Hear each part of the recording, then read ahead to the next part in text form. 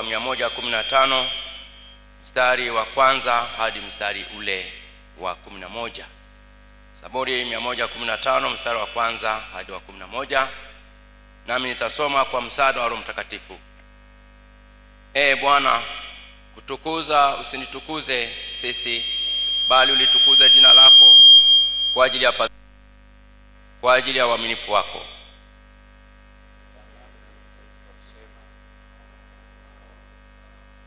Lakini Mungu wetu yuko mbinguni, litakalo lote amelitenda.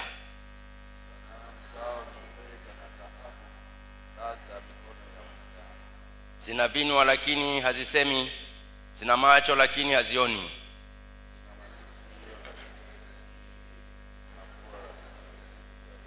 mikono lakini hazishiki, miguu lakini haziendi, wala hazitoi sauti kwa koo zake.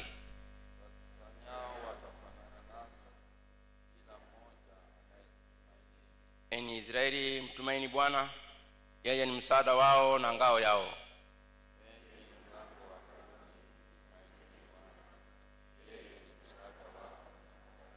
Mstari wa 11 tusome wote. Enyi mchao Bwana, tumaini Bwana, yeye ni msaada wao na ngao yao. Amen. Na tuombe.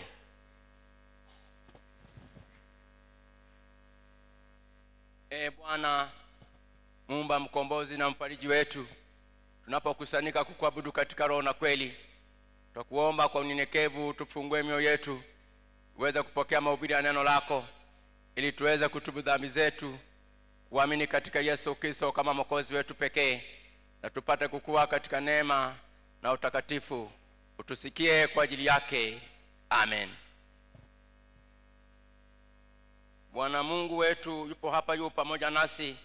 Tumsujudie, tumche na tumsikie jinsi anavyotufundisha katika neno lake.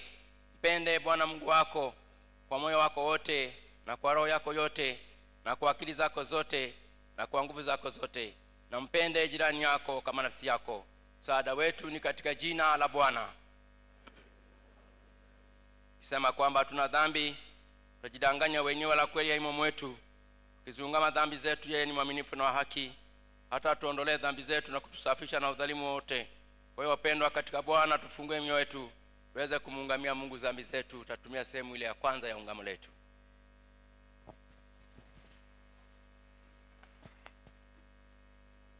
Mungu Mwenyezi, Baba wa rehema, mimi niliye maskini na dhaifu na kuzaliwa katika hali ya dhambi, na ungama mbele zako dhambi zangu zote nilizozifanya kwa kuwaza na kutenda. Nimekukasirisha mara kwa mara, nikastahili adhabu yako hapa duniani na hata milele. Lakini natutia dhambi zangu na kutubu kweli na kusihi kwa rehema yako iliyokuu, unihurumie na kuniokoa mimi niliye maskini na mwenye dhambi. Bwana, unisamehe dhambi zangu zote, unipe nguvu ya Roho Mtakatifu wako, nishike mwenendo mpya. Amen. Ungamo hili likiwa ni la kweli na mkitaa kwa moyo wote msamaha wa dhambi kwa ajili ya Yesu Kristo, basi kwa nguvu ya neno lake na kwa agizo la Bwana wetu Yesu Kristo, ninakutangazia ya kuwa Mungu kwa neema yake amekusamehe dhambi zako zote, katika jina la Mungu Baba na la Mwana na la Roho Mtakatifu. Amen. Sema amen.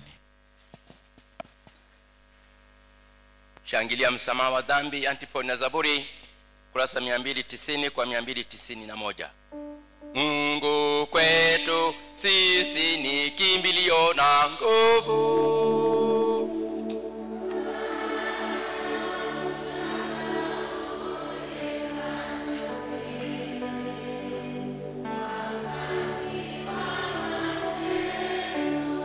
Mungu wangu mfalume, nitakutukuza.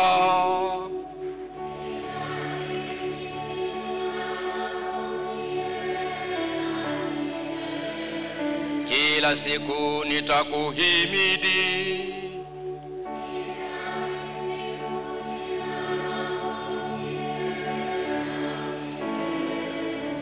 Bwana ndiye mkuu mwenye kusifiwa sana.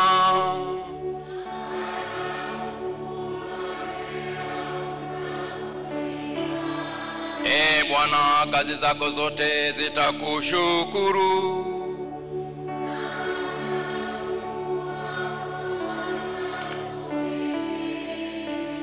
Ufalme wako ni ufalme wa zamani zote.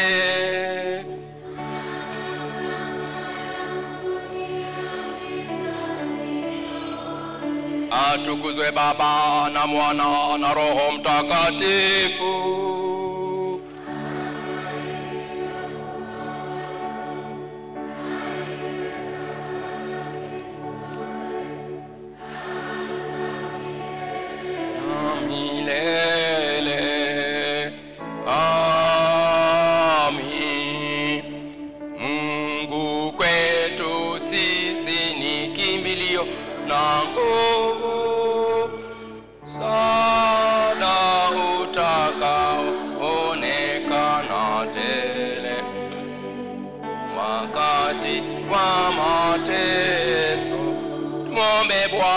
Katika amani.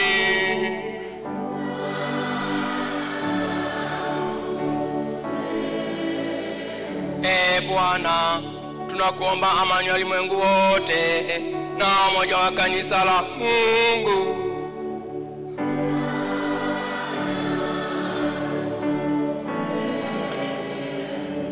Bwana, tunaombea wote wanaoingia nyumbani mwako wanaokuabudu na kukusifu.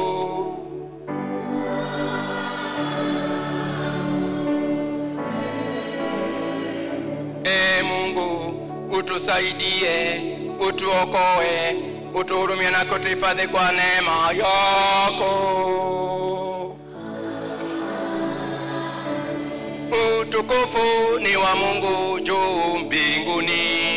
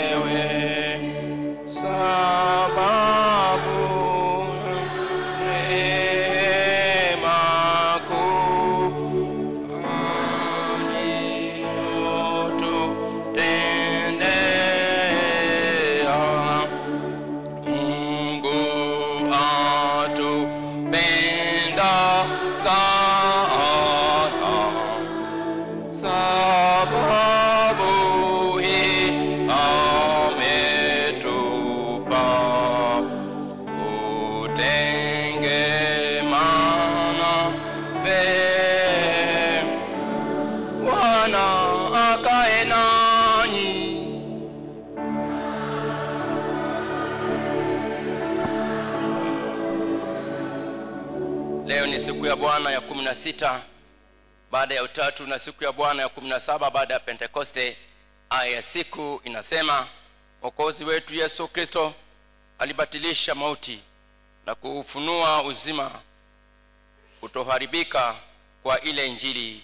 Amen. Na tuombe. Mungu Mwenyezi, tunahangaishwa na adui yetu mauti, wala pasipo wewe hatuwezi kushinda. Tukusihi tusamehe ili kutumaini wewe, tupate msaada wako kwa Yesu Kristo Bwana wako na Bwana wetu. Amen. Sikilizeni neno la Mungu kutoka kitabu cha Matendo ya Mitume mlango ule wa 16 mstari wa 35 hadi mstari ule wa 40. Sikilizeni neno la Mungu kutoka kitabu cha Matendo ya Mitume mlango ule wa 16 mstari ule wa 35 hadi mstari ule wa 40.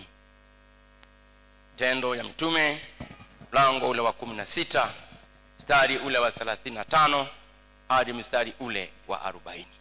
Nitasoma kwa msaada wa Roho Mtakatifu. kulipopambauka, makadhi wakawatuma wakubwa wa askari wakisema, waacheni watu wale waende zao. Yule mlinzi wa gereza akamwarifu Paulo maneno haya akisema, makadhi wametuma watu ili wafunguliwe.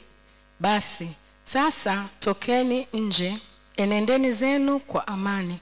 Paulo akamwambia, wametupiga mbele ya watu wote bila kutuhukumu, na sisi tu Warumi. Tena wametutupa gerezani, na sasa wanataka kututoa kwa siri. Sivyo, lakini na waje wenyewe wakatutoe. Wakubwa wa askari wakawapasha makadhi habari za maneno haya, nao wakaogopa. Waliposikia ya kwamba hao ni Warumi, wakaja wakawasihi, na walipokwisha kuwatoa nje, wakawaomba watoke katika mji ule. Nao wakatoka gerezani wakaingia nyumbani mwa Lidia, na walipokwisha kuonana na ndugu wakawafariji wakaenda zao. Amen. Hili ndilo neno la Mungu. Tumshukuru Mungu wetu. Sikilizeni tena neno la Mungu kama lilivyoandikwa katika kitabu cha Injili ya Marko mtakatifu, mlango ule wa kwanza, mstari ule wa 21 hadi mstari ule wa 28. Sikilizeni tena neno la Mungu kama lilivyoandikwa katika kitabu cha Injili ya Marko mtakatifu, mlango ule wa kwanza, mstari wa 21 hadi mstari ule wa 28. Nami nitasoma kwa msaada wa Bwana. Wakashika njia mpaka Kapernaumu, na mara siku ya Sabato akaingia katika sinagogi akafundisha. Wakashangaa mno kwa mafundisho yake, kwa maana alikuwa akifundisha kama mtu mwenye amri, wala si kama mwandishi. Na mara palikuwa ndani ya sinagogi lao mtu mwenye pepo mchafu, akapaza sauti akasema, tuna nini nawe, Yesu wa Nazareti? Je, umekuja kutuangamiza? Na kutambua nani mtakatifu wa Mungu? Yesu akamkemea akasema, fumba kinywa chako umtoke. Yule pepo mchafu akamtia kifafa, akalia kwa sauti kuu, akamtoka. Wakashangaa wote, hata wakaulizana wakisema, nini hii? Ni elimu mpya, maana kwa uweza awaamuru hata pepo wachafu nao wamtii. Habari zake zikaenea mara kote kote katika nchi zote kando kando ya Galilaya. Amen. Na hili ndilo neno la Mungu. Tumshukuru Mungu wetu. Tukiri pamoja imani yetu ya Kikristo inayotuunganisha sisi na Wakristo wote ulimwenguni, imani ya mitume. Nasi na tukiri tukisema, na muamini Mungu Baba Mwenyezi, Muumba wa mbingu na nchi, na muamini Yesu Kristo mwana wake wa pekee, Bwana wetu, aliyechukuliwa mimba kwa uwezo wa Roho Mtakatifu, akazaliwa na Bikira Mariamu, akateswa zamani za Pontio Pilato, akasulubiwa, akafa, akazikwa, akashuka kuzimu. Siku ya tatu akafufuka kutoka kwa wafu, akapaa mbinguni, ameketi mkono wa kuume wa Mungu Baba Mwenyezi. Kutoka huko atakuja kwa hukumu walio hai na wafu. Na muamini Roho Mtakatifu, kanisa takatifu la Kikristo lililo moja tu, ushirika wa takatifu, ondoleo la dhambi, kufufuliwa kwa mwili na uzima wa milele. Amen. Ukiingia ye mabaya nani, dunia na makimbilio, usiposhindwa na moyo yangu, sipo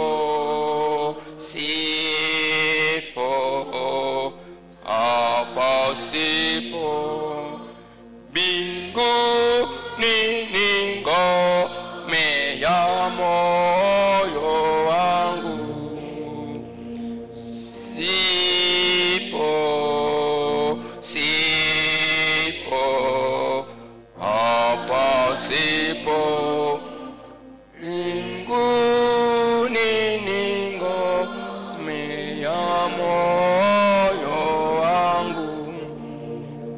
Tunakushukuru Mungu wetu, Bwana wa Bwana wetu Yesu Kristo, mwana wa Mungu uliye hai. Tunasogea mbele zako asubuhi hii ya leo. Tunakusihi Bwana uwe pamoja nasi. Asante kwa upendo wako mkuu. Asante kwa sababu wewe ni Mungu ambaye unatupenda na wewe ndiye uliyetuumba.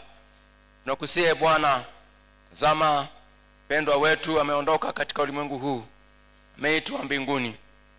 Mungu tunakusihi, wabariki ndugu zake, wabariki watoto wake, bariki walinde Bwana Yesu, na mipango yote inaendelea kule Bukoba kwa ajili ya kuvulaza mwili wa mama yetu. Baba nakusihi wewe ukawe faraja kwetu, wewe ukawe msaada kwetu, wewe ukawe ngome yetu, maana sisi hapa duniani hatuna mji unaodumu. Mji wetu ni kule kwako mbinguni. Na umesema tusifadhaike ndani ya mioyo yetu, tuendelee kukuamini Yesu Kristo, kwa maana wewe ndiye Bwana na Mwokozi wa maisha yetu. Mungu wetu ni kweli Bwana, tunakusihi Bwana uendelee kutuhurumia na kuturehemia. Endelea kutufariji kwa neno lako, fariji kanisa lako, fariji jumuiya yao. Mungu ukatulinde, ukatutunze. Asante kwa neema yako ya pekee na ya ajabu. Wewe ndiye mfariji wetu mkuu. Nasi wa Kristo tunaingia nyumbani mwako kushukuru Mungu kwa upendo wako. Tunafarijiana kwa neno la nyimbo, sala pamoja na neno lako. Mungu utubariki watoto wako. Utulinde Bwana Yesu. Endelea kutupigania na kututetea. Maana wewe Mungu umesema hakika mwanadamu atakufa na kila nafsi itaonja mauti. Ni kweli Bwana Yesu. Tunajikabidhi mikononi mwako. Wewe kawe faraja yetu, wewe kawe msaada wetu, wewe kawe kimbilio letu. Hakuna Mungu mwingine isipokuwa ni wewe. Yote Baba ninaweka mikononi mwako. Kiamini Mungu wetu na Baba yetu, umesikia maombi yetu haya. Wewe Mungu utajibu na utatenda sasa na mapenzi yako. Ni katika jina la Mungu Baba na la Mwana na Roho Mtakatifu. Amen. Kanisa naomba tuketi sasa.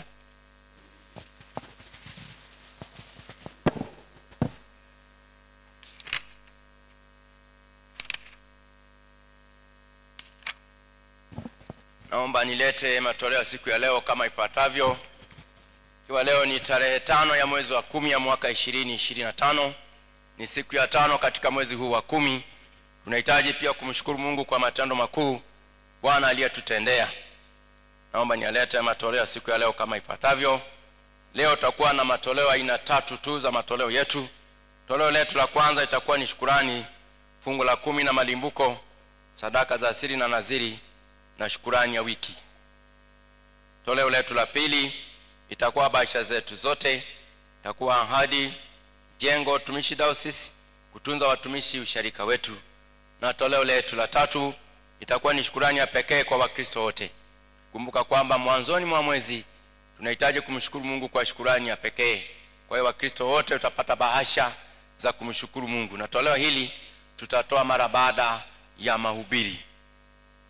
Naomba nilete tena matoleo siku ya leo kama ifuatavyo. Tarehe 12 ya tarehe 5 ya mwezi wa 10 2025 kama ifuatavyo.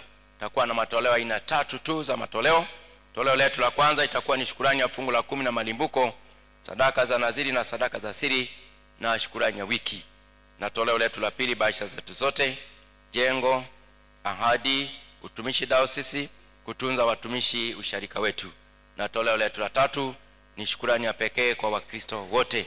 Kumbuka kwamba leo ni mwanzoni mwa mwezi, tunahitaji tumshukuru Mungu wetu kwa sababu ya neema yake. Tunapokwenda sasa kujiandaa kwa ajili ya shukrani zetu, tutamsifu Mungu wetu wimbo namba 351. Wimbo namba 351. 351.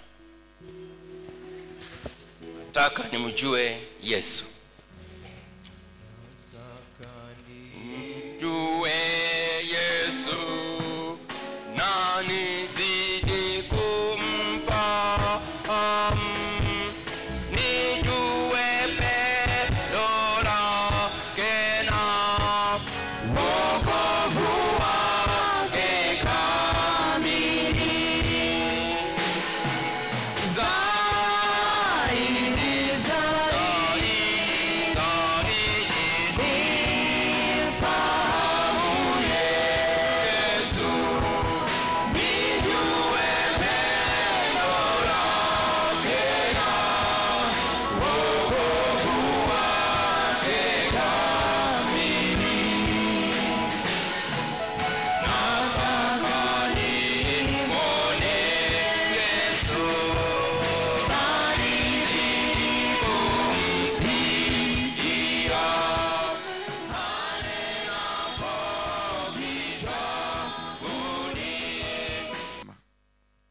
atoaye dhabihu za kushukuru ndiye anayenitukuza, naye autengenezaye mwenendo wake nitamwonyesha wokovu wa Mungu.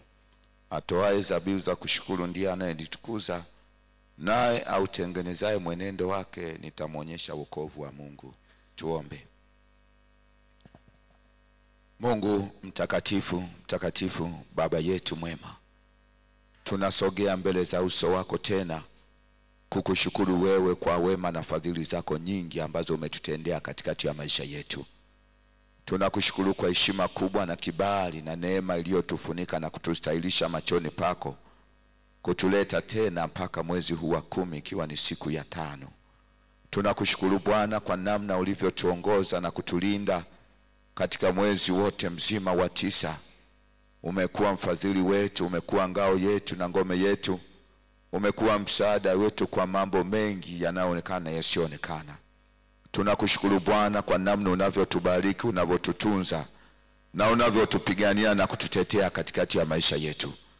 Asante Bwana kwa sababu umetupa kibali na neema ya kukusanyika tena katika nyumba yako hii takatifu, ili tuweze kukuabudu na kutukuza wewe katika roho na kweli, tena tukaazimishe utukufu na ukuu wa jina lako kwa sababu wewe ni Mungu. Tunasogea tena mbele za uso wako kuleta shukrani za mioyo yetu na mali zetu kwa kadiri ya kila mmoja ulivyomtendea yaliyo mema katikati ya maisha yake. Wengine watakutolea dhabihu za shukrani ya fungu la 10, watakuletea na malimbuko, sadaka za siri na naziri, shukrani ya wiki na shukrani ya pekee, wakikiri na kusikia kwamba kubwa katikati ya maisha yao. Tena umetenda kwa namna isiyoweza kuneneka kwa akili na fahamu za kibinadamu. Tunaomba Bwana ukapokee mioyo hii yote ambayo imenyenyekea mbele za uso wako na ambayo imetii sauti yako na imetambua wema wako. Na kila mmoja atakayekuja mbele za uso wako kwa njia ya sadaka akikushukuru wewe Bwana na kukutumikia kwa uaminifu kwa namna ulivyomtendea wema, pokea moyo wako uliopondeka kwa ajili yake, ukautakabali katika madhabahu yako, na kwa njia hiyo endelea kulimarisha agano lako wewe Mungu pamoja na watoto wako kwa njia ya maombi na sadaka zao katika madhabahu yako. Lakini zaidi tunakusihi Bwana ukatembee pamoja nasi tena katika mwezi huu mzima wa 10. Bwana ukawe mfadhili wetu na kiongozi wetu, ukawe mchungaji wetu mwema utakayetuongoza na kutulinda kila mmoja wetu katika njia na mapito yake yote, kwenye majukumu na kazi zetu mbalimbali, kila mmoja kwenye nafasi yake. Mungu ukapate kutufanikisha katika yale yote ambayo ni matarajio ya mioyo yetu. Kila mmoja anayo matarajio mbalimbali katika mwezi huu wa 10 yaliyo mema na kwa ajili ya utukufu wako. Tunaomba Bwana ukasimame pamoja nasi. Tunaomba Bwana ukatutie nguvu na kutuwezesha katika uwajibikaji wa kazi zetu mbalimbali za uzalishaji na kwa ajili ya kukutumikia wewe katika madhabahu yako na kwa ajili ya kujenga ufalme wako.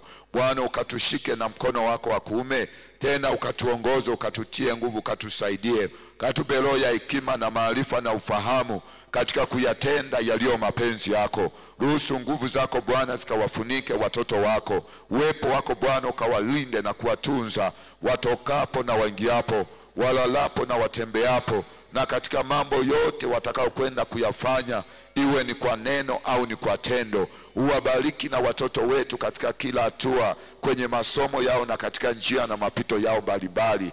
Bwana ukafungue akili na fahamu zao, wakafanikiwe katika kila jambo watakalolifanya.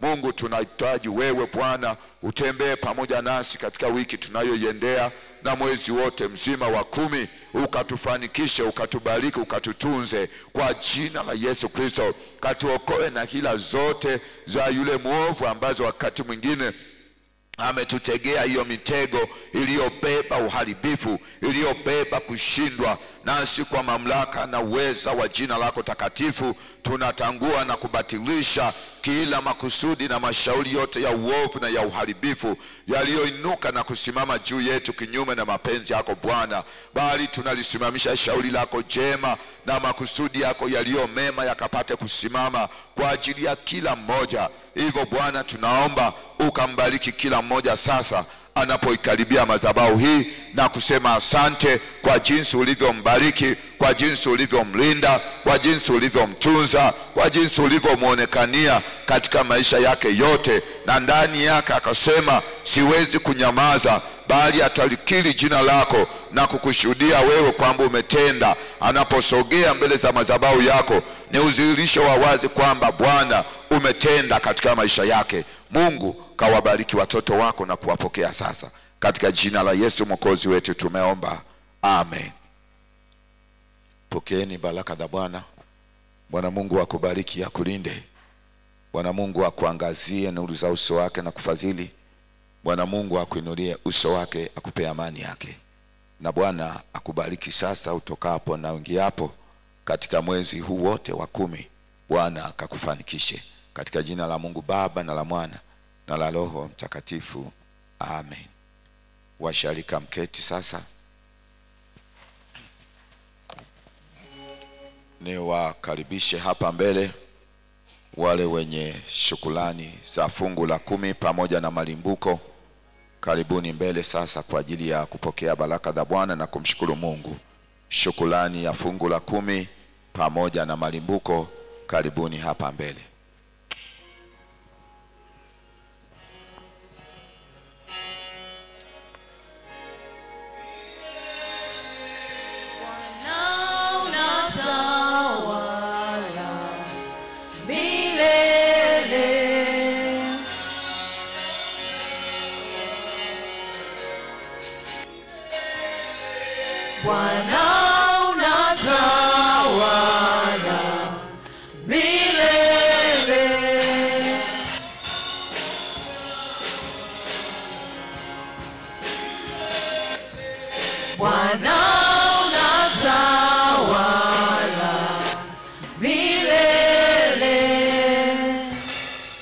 Pokeeni baraka za Bwana. Ninyi nyote ambao wamesogea mbele za Bwana kumtukuza kwa mali zenu na kazi zenu zote, na yeye amesema atoaye dhabihu za kushukuru ndiye anayenitukuza, nami nitamwonyesha wokovu wa Mungu wake. Mungu akaudhihirisha wokovu wake katika maisha yenu na kazi zenu zote mnazozifanya, ili Bwana aendelee kutukuzwa siku zote katika maisha yenu. Bwana Mungu akubariki, akulinde.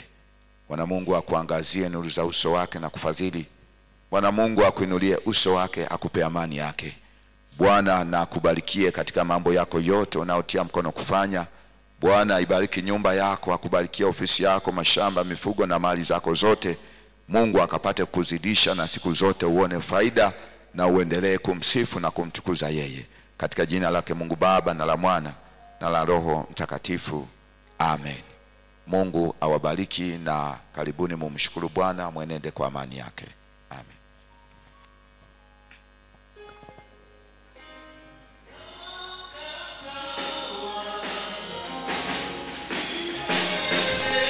Bwana unatawala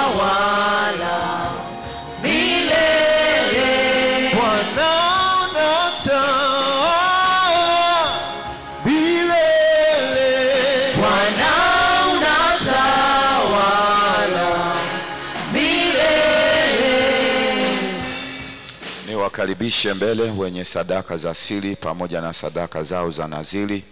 Karibuni hapa madhabahuni pa Bwana ili muweze kumtolea Bwana hizo sadaka za siri na naziri, lakini pia mpokee baraka za Bwana. Karibuni mbele mliojiandaa. Milele Bwana unatawala milele. Bwana unatawala milele. Bwana unatawala milele. Bwana unatawala milele. Bwana unatawala milele.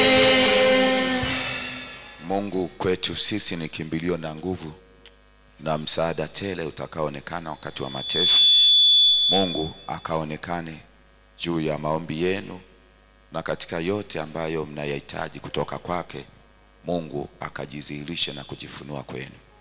Bwana akubariki na kukulinda.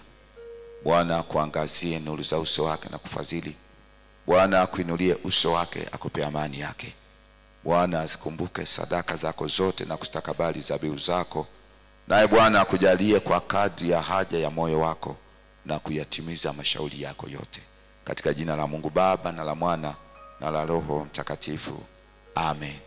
Mshukuruni Bwana, mwenende kwa amani yake. Amen.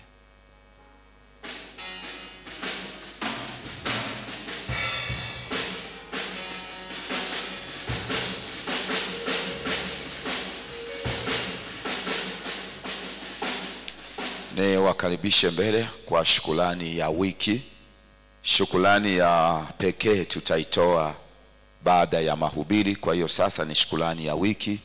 Karibuni mbele wote mliojiandaa kumshukuru Mungu kwa shukrani hii ya wiki. Bwana unatawala milele. Bwana unatawala milele. Bwana unatawala milele. Bwana unatawala milele. Unatawala, unatawala, unatawala milele. Unatawala, Unatawala, tawala Bwana, unatawala, unatawala unatawala milele. milele. Unatawala, Unatawala, tawala Bwana, unatawala, unatawala unatawala milele. milele. Pokeeni baraka za Bwana ninyi nyote mliotambua wema wa Mungu katika maisha yenu na mmekuja na dhabihu za shukrani kwa wema wake Mungu aliyowatendea. Na yeye amesema atoaye dhabihu za kushukuru ndiye anayenitukuza, naye utengenezaye mwenendo wake nitamwonyesha wokovu mkuu wa Mungu wake. Mungu akawatendea yaliyo mema na wokovu wa Bwana ukaonekane juu ya maisha yenu na hatua zenu zote mnazopita, lakini katika kazi zenu zote. Bwana akubariki na kukulinda. Bwana akuangazie nuru za uso wake na kukufadhili. Bwana akuinulie uso wake akupe amani yake. Na Bwana akubarikie tena katika wiki unayoiendea na kuzinyoosha njia zako zote na mapito yako yote, na apate kukufanikisha katika kazi zako zote. Katika jina la Mungu Baba na la Mwana na la Roho Mtakatifu. Amen. Mshukuruni Bwana, mwenende kwa amani yake. Amen. Unatawala, unatawala, unatawala milele. Unatawala, Unatawala, tawala Bwana, unatawala, unatawala unatawala milele. milele. Tawala Bwana, Unatawala, unatawala, unatawala, watawala Bwana unatawala milele. milele. Unatawala, Unatawala, watawala Bwana, unatawala, unatawala unatawala milele. milele. Amen. Bwana Yesu asifiwe. Asante. Niombe sasa kae kwanza na baadaye tutawaleta tena hapa. Sasa niwalete kwaya ya imani kwa wimbo moja. Wakiwa wanaimba, nitaomba wale ambao hatukusogea mbele kwa shukrani ya wiki, tutaungana na wengine wote kumshukuru Mungu ambaye ametutendea wema katika wiki yote hii tunayoimaliza. Tutamshukuru Mungu pamoja na wenzetu waliotangulia, na mara baada ya shukrani ya wiki tutaleta bahasha zetu zote, ahadi, jengo, utumishi pamoja na kutunza watumishi usharika, zote kwa pamoja tutazileta. Kwa hiyo hakikisha umeziandaa bahasha zako vizuri, na kama una changamoto ya bahasha, wazee wa kanisa wapo kwa ajili ya kukuhudumia. Kwa hiyo chukua na kutumia bahasha yako, na hakikisha pia unaendelea kupunguza ahadi zako zote ulizozitoa kupitia bahasha zako. Kwa hiyo karibuni kwaya, shukrani ya wiki, na mara baada ya shukrani ya wiki tutaleta bahasha zetu zote. Karibuni.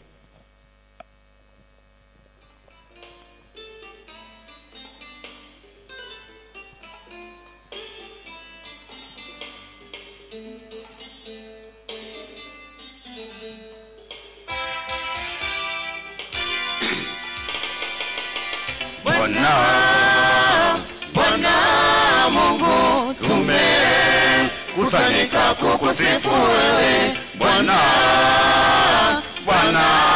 Mungu, tumekusanyika kukusifu wewe. Tunakusifu kwa vinanda, tunakusifu kwa vinubi, tunakusifu kwa kucheza, Bwana unastahili.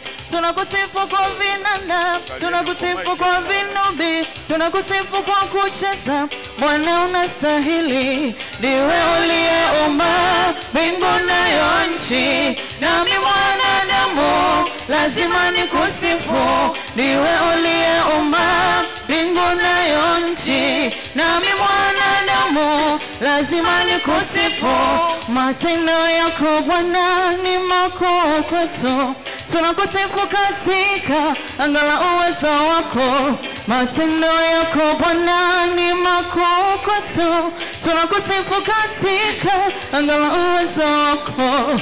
Tunaungana na malaika katika kusanyiko, pokea sifa yawe. Tunaungana na malaika katika kusanyiko, pokea sifa yawe. Bwana Mungu, tumekusanyika kukusifu wewe. Bwana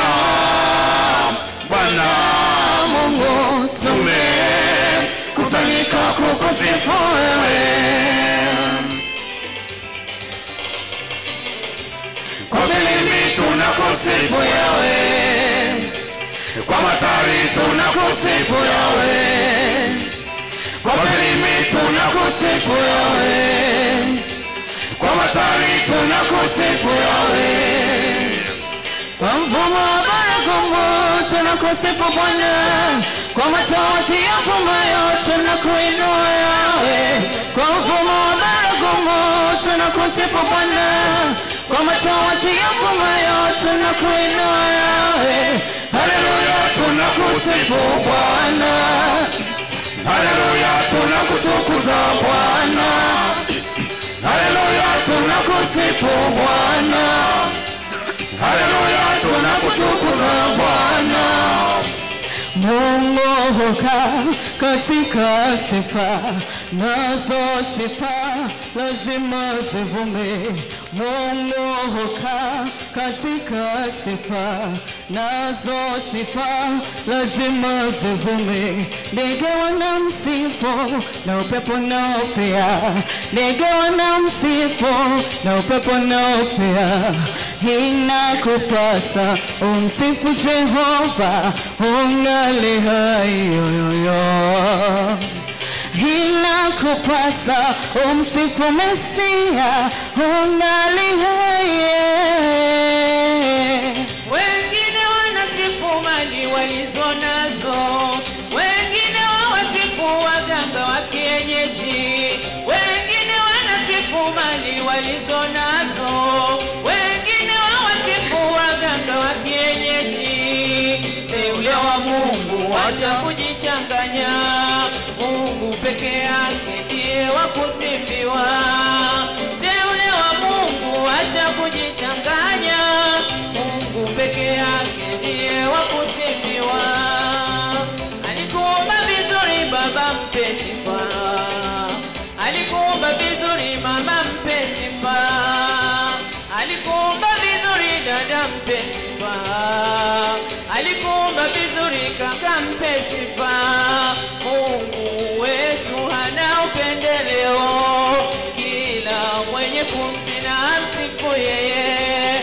Mungu wetu hana upendeleo, kila mwenye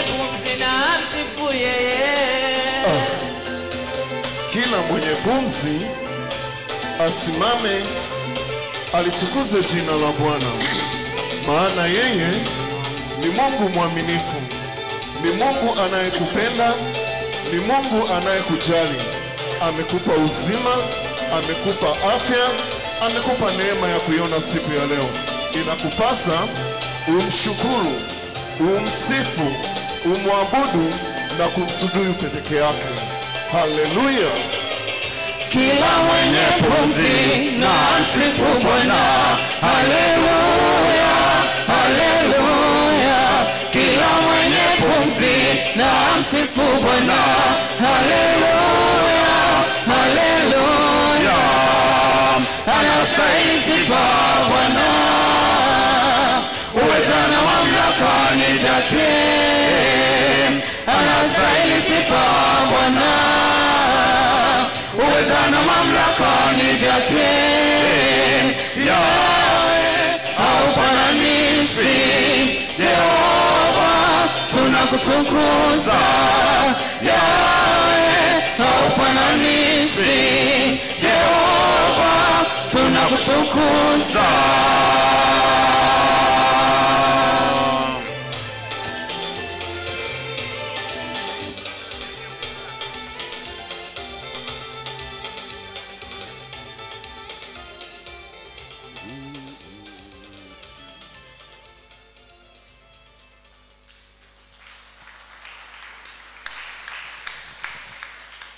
Asanteni kwa ya imani. Mungu awabariki. Niwaalike mbele wale wanaopokelewa, walioamua kujiunga na kanisa letu hili na usharika wetu wa Agape.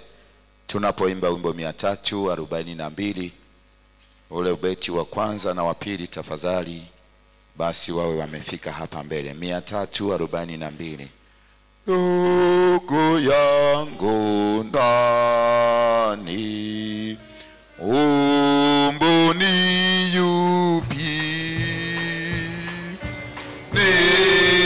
nikilawa Yesu ni ndugu yangu, kikundi kidogo cha mjua mchunga,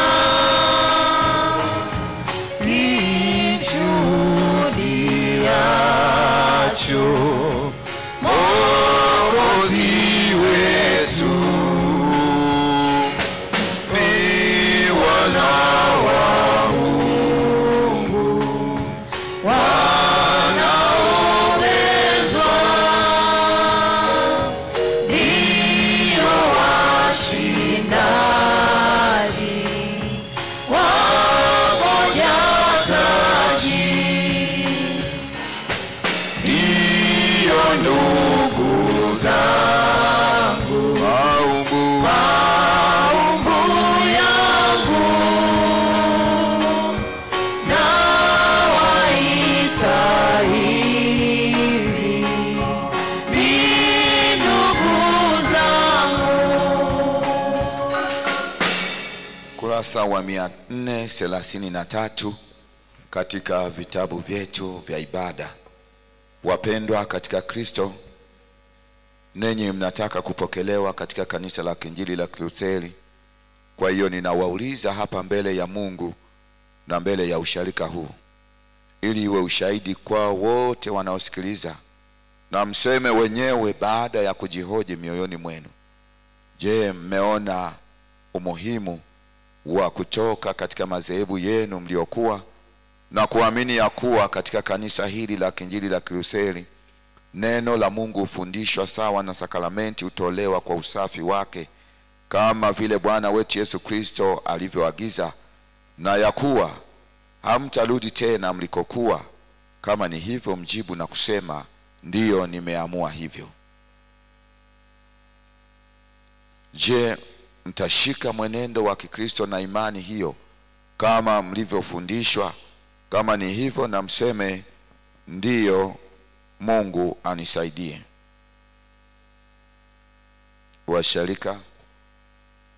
Washarika, naomba mpige. Kwa kuwa mmekiri hivyo, na mimi mtumishi wa kanisa la Kiinjili la Kilutheri ninawapokea katika kanisa hili katika jina la Mungu Baba, Mwana na Roho Mtakatifu. Amen. Kwa tangu sasa wewe umekuwa kiungo cha kanisa hili. Bwana Mungu mwenye nguvu zote, aliyeanza kazi hii njema moyoni mwako, ataikamilisha hata siku yake Kristo Yesu.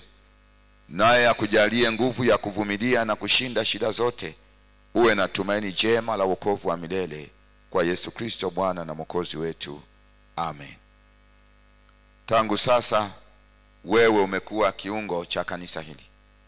Bwana Mungu mwenye nguvu zote, aliyeanza kazi hii njema moyoni mwako, ataikamilisha hata siku yake Kristo Yesu.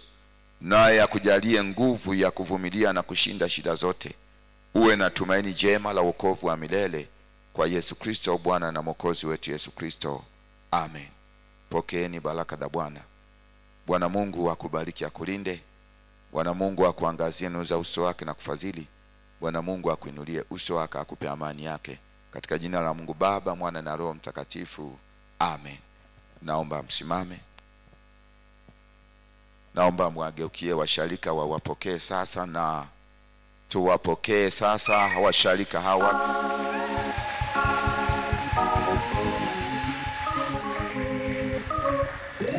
Bwana Yesu asifiwe. Tunamshukuru Mungu kwa kutupa wenzetu hawa, na ninaomba sasa viongozi wa jumuiya zao wawapokee. Huyu binti ambaye ni Margaret, yeye anatokea jumuiya ya mitume. Tunaomba viongozi wa jumuiya ya mitume muje mumpokee sasa msharika mwenzenu. Viongozi wa mitume au washarika wa mitume, jamani, sina makofi sasa na vigelegele kwa kuongeza.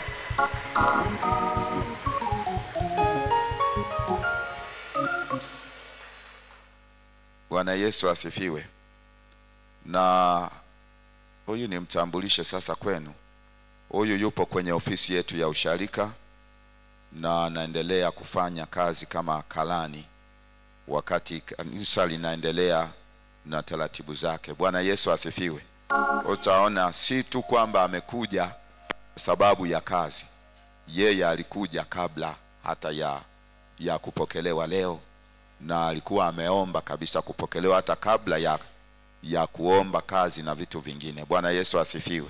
Kwa sisi tulikuwa tunajilizisha kwake, lakini tunamshukuru Mungu kwamba yuko pamoja na sisi. Kwa hiyo tumpe ushirikiano, lakini kanisa baadaye litatoa sasa maelekezo zaidi juu yake, lakini sasa yupo kwenye ofisi yetu ya usharika. Bwana asifiwe sana. Jamani, Bwana asifiwe. Huyu yuko jumuiya ya Upendo Nyasubi. Huyu Charles, sasa tukukabidhi mzee wa kanisa wa Upendo Nyasubi, na washarika wote tunaomba mumpokee.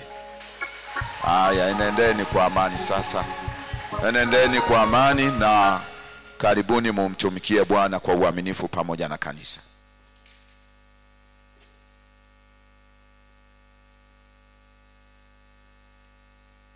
Bwana Yesu asifiwe. Wakati tunaita nafikiri alikuwa mbali kidogo. Nasema na yeye anataka kupokelewa, alikuwa miongoni, ila nafikiri alikuwa amehama kidogo, sasa amerejea. Amekuja apokelewe. Bwana Yesu asifiwe.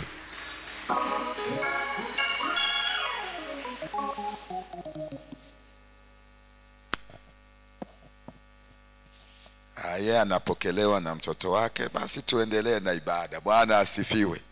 Kanisa, Bwana asifiwe.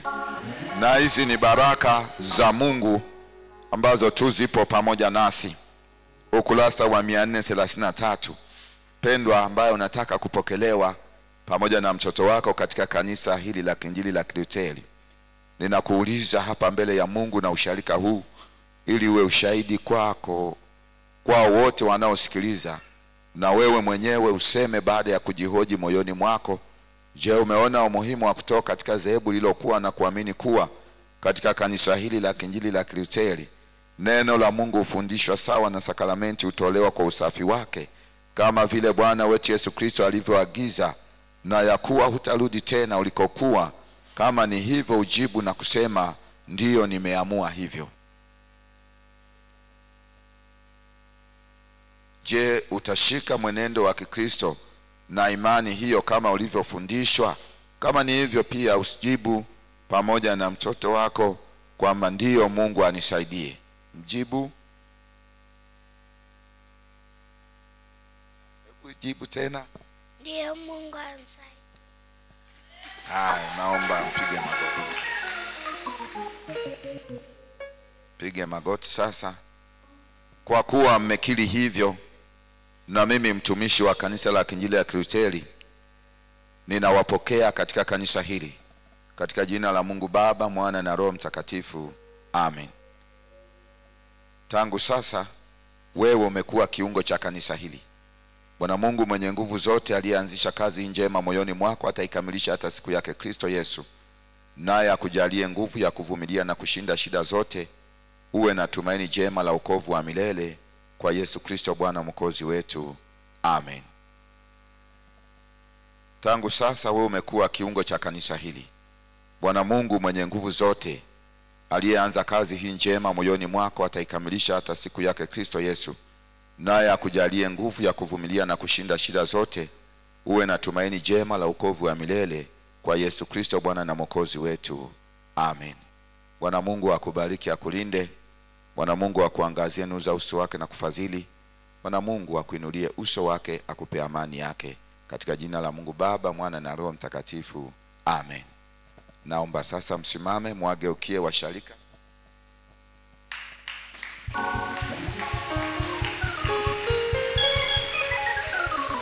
Bwana Yesu asifiwe. Tuombe viongozi wa jumuiya ya Ebenezer C, basi mje muwapokee hawa washarika waliokubali kuwa sehemu ya usharika huu na katika jumuiya hii. Karibu wapokee sasa, na urudi nao makofi tafadhali. Bwana awabariki. Karibuni mketi sasa. Bwana Yesu asifiwe. Bwana Yesu asifiwe tena kanisa. Tunamshukuru Mungu ambaye ametuleta katika mwezi huu wa 10, na ni nafasi yetu pia ya kumtukuza na kumuinua Bwana. Bwana Yesu asifiwe. Naomba usimame tumsifu Bwana. Tunahitaji kumsifu Bwana, wimbo mzuri wa shukrani kwa Mungu ambaye ametutendea wema katikati ya maisha yetu, ambaye ametutoa mwezi wa 9 na kutuleta mpaka mwezi wa 10, Jumapili ya kwanza. Tumia neema hii ambayo Mungu amekupa kumwazimisha, kumsifu, kumuinua na hata kumtukuza yeye. Imba kwa sababu Mungu amekupa nafasi ya kufanya hivyo. Piga eza nafasi ya kufanya hivyo, na baada ya sifa hiyo basi tutawapokea watoto wetu hapa. Karibuni kwa sifa kwa muda mfupi, lakini sote tushiriki kumsifu na kumtukuza Mungu wetu. Amen. Haleluya. Tunakumbuka fadhili zako, tunakumbuka rehema zako, kwa yote umefanya Bwana, tumekuja kukupa sifa zote.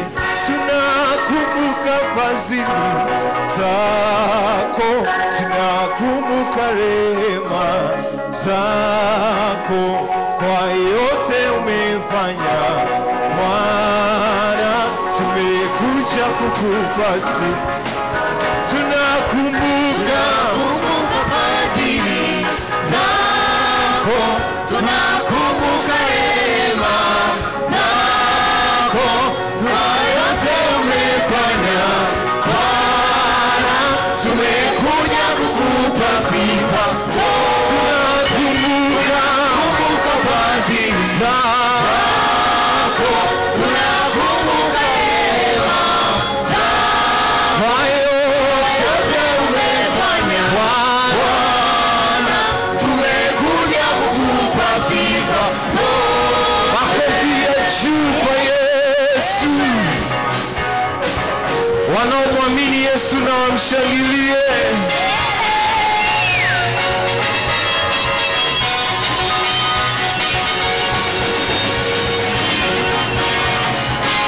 Tunakumbuka zako, tunakumbuka rehema zako, kwa yote umefanya Bwana, tumekuja kukupa sifa.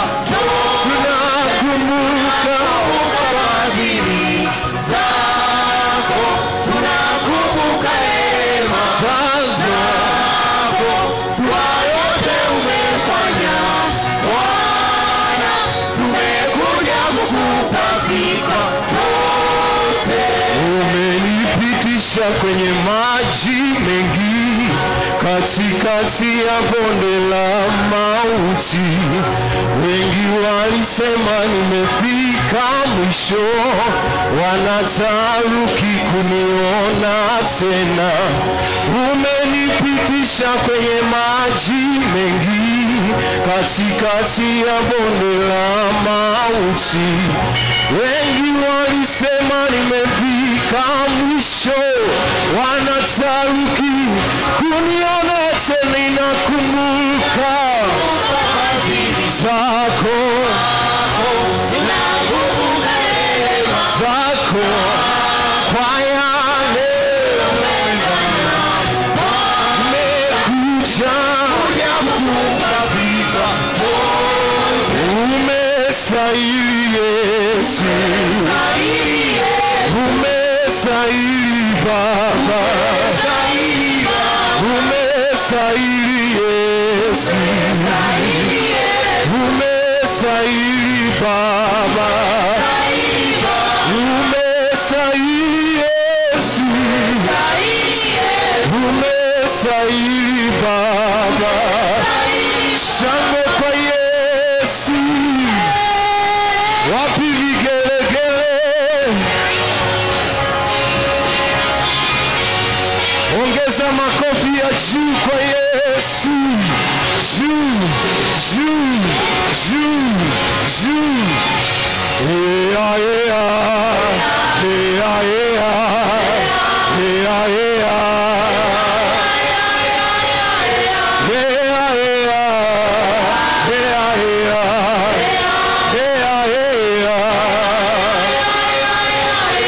Yesu wabaraka, wabaraka, wabaraka.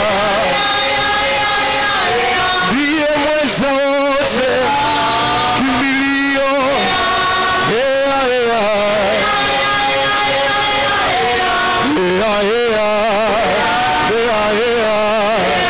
Yeah, yeah. Ndiye mweza yote, kimbilio. Mweza yote. Yeah, yeah.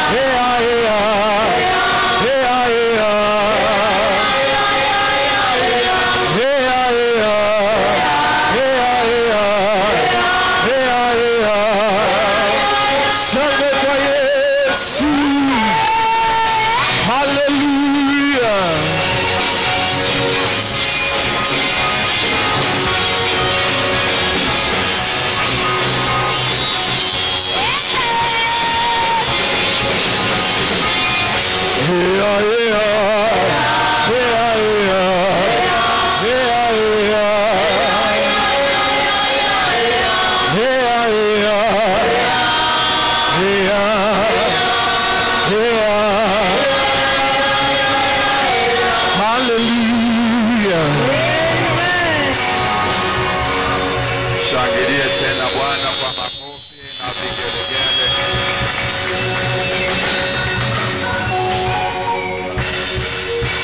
Naomba mketi.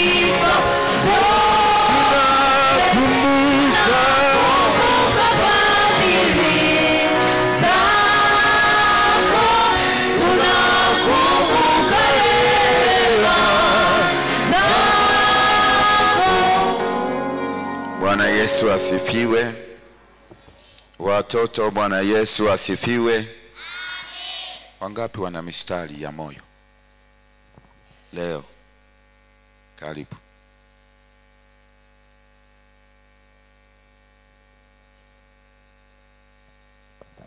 Bwana Yesu asifiwe. Kwa majina naitwa Queen Amy, nakwenda kusoma mstari wa moyo. Zaburi ya 122 mstari wa kwanza, nao nasema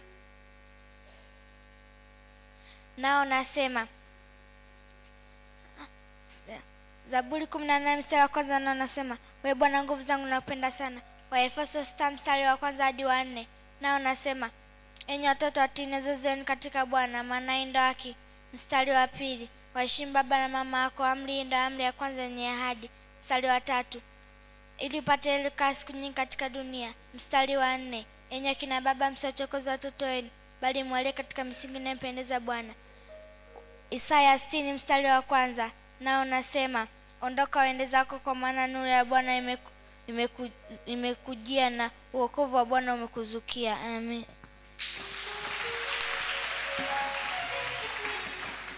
Bwana Yesu asifiwe.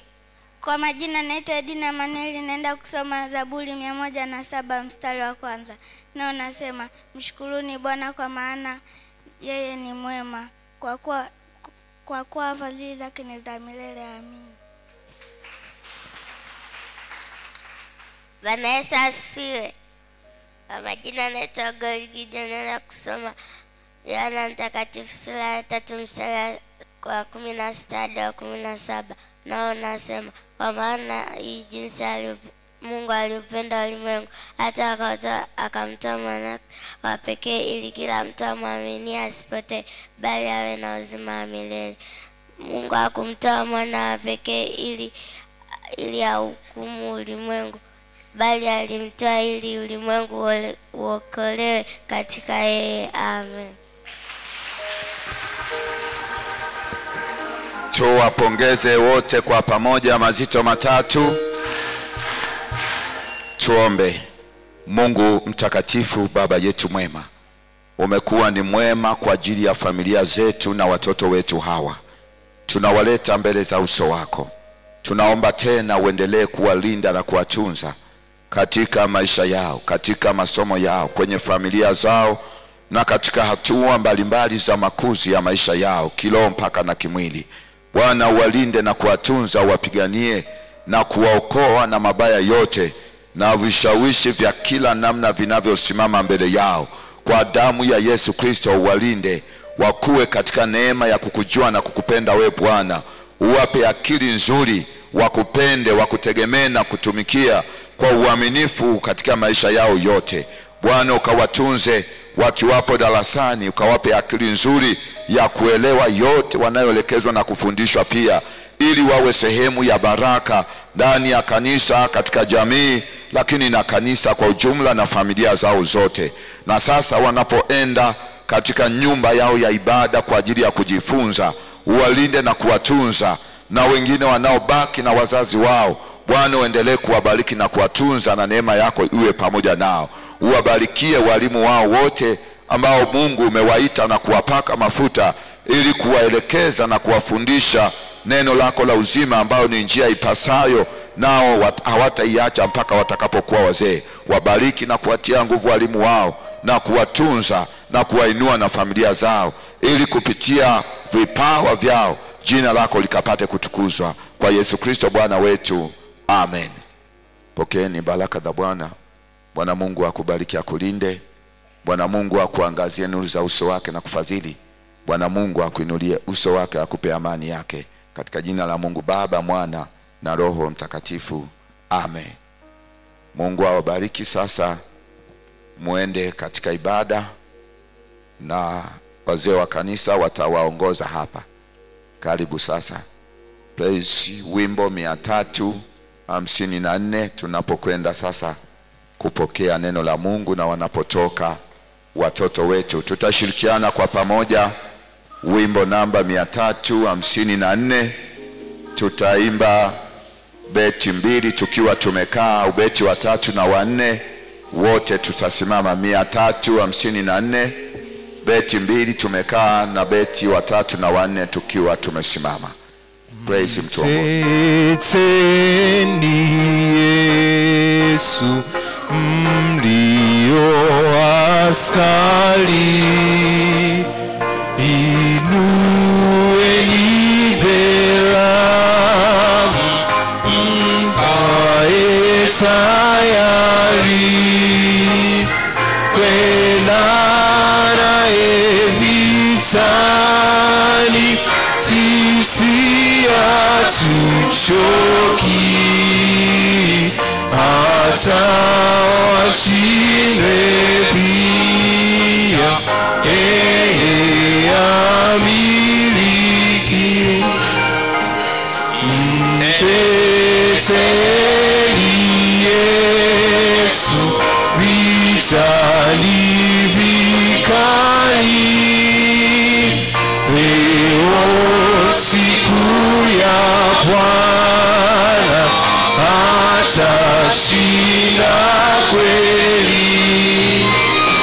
Waume twende naye, adui ni wengi,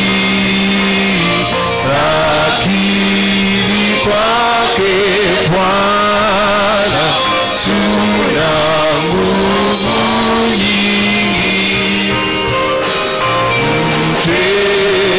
Mteteni Yesu wenye ushujaa, nguvu zenu za mwili hazitawafaa.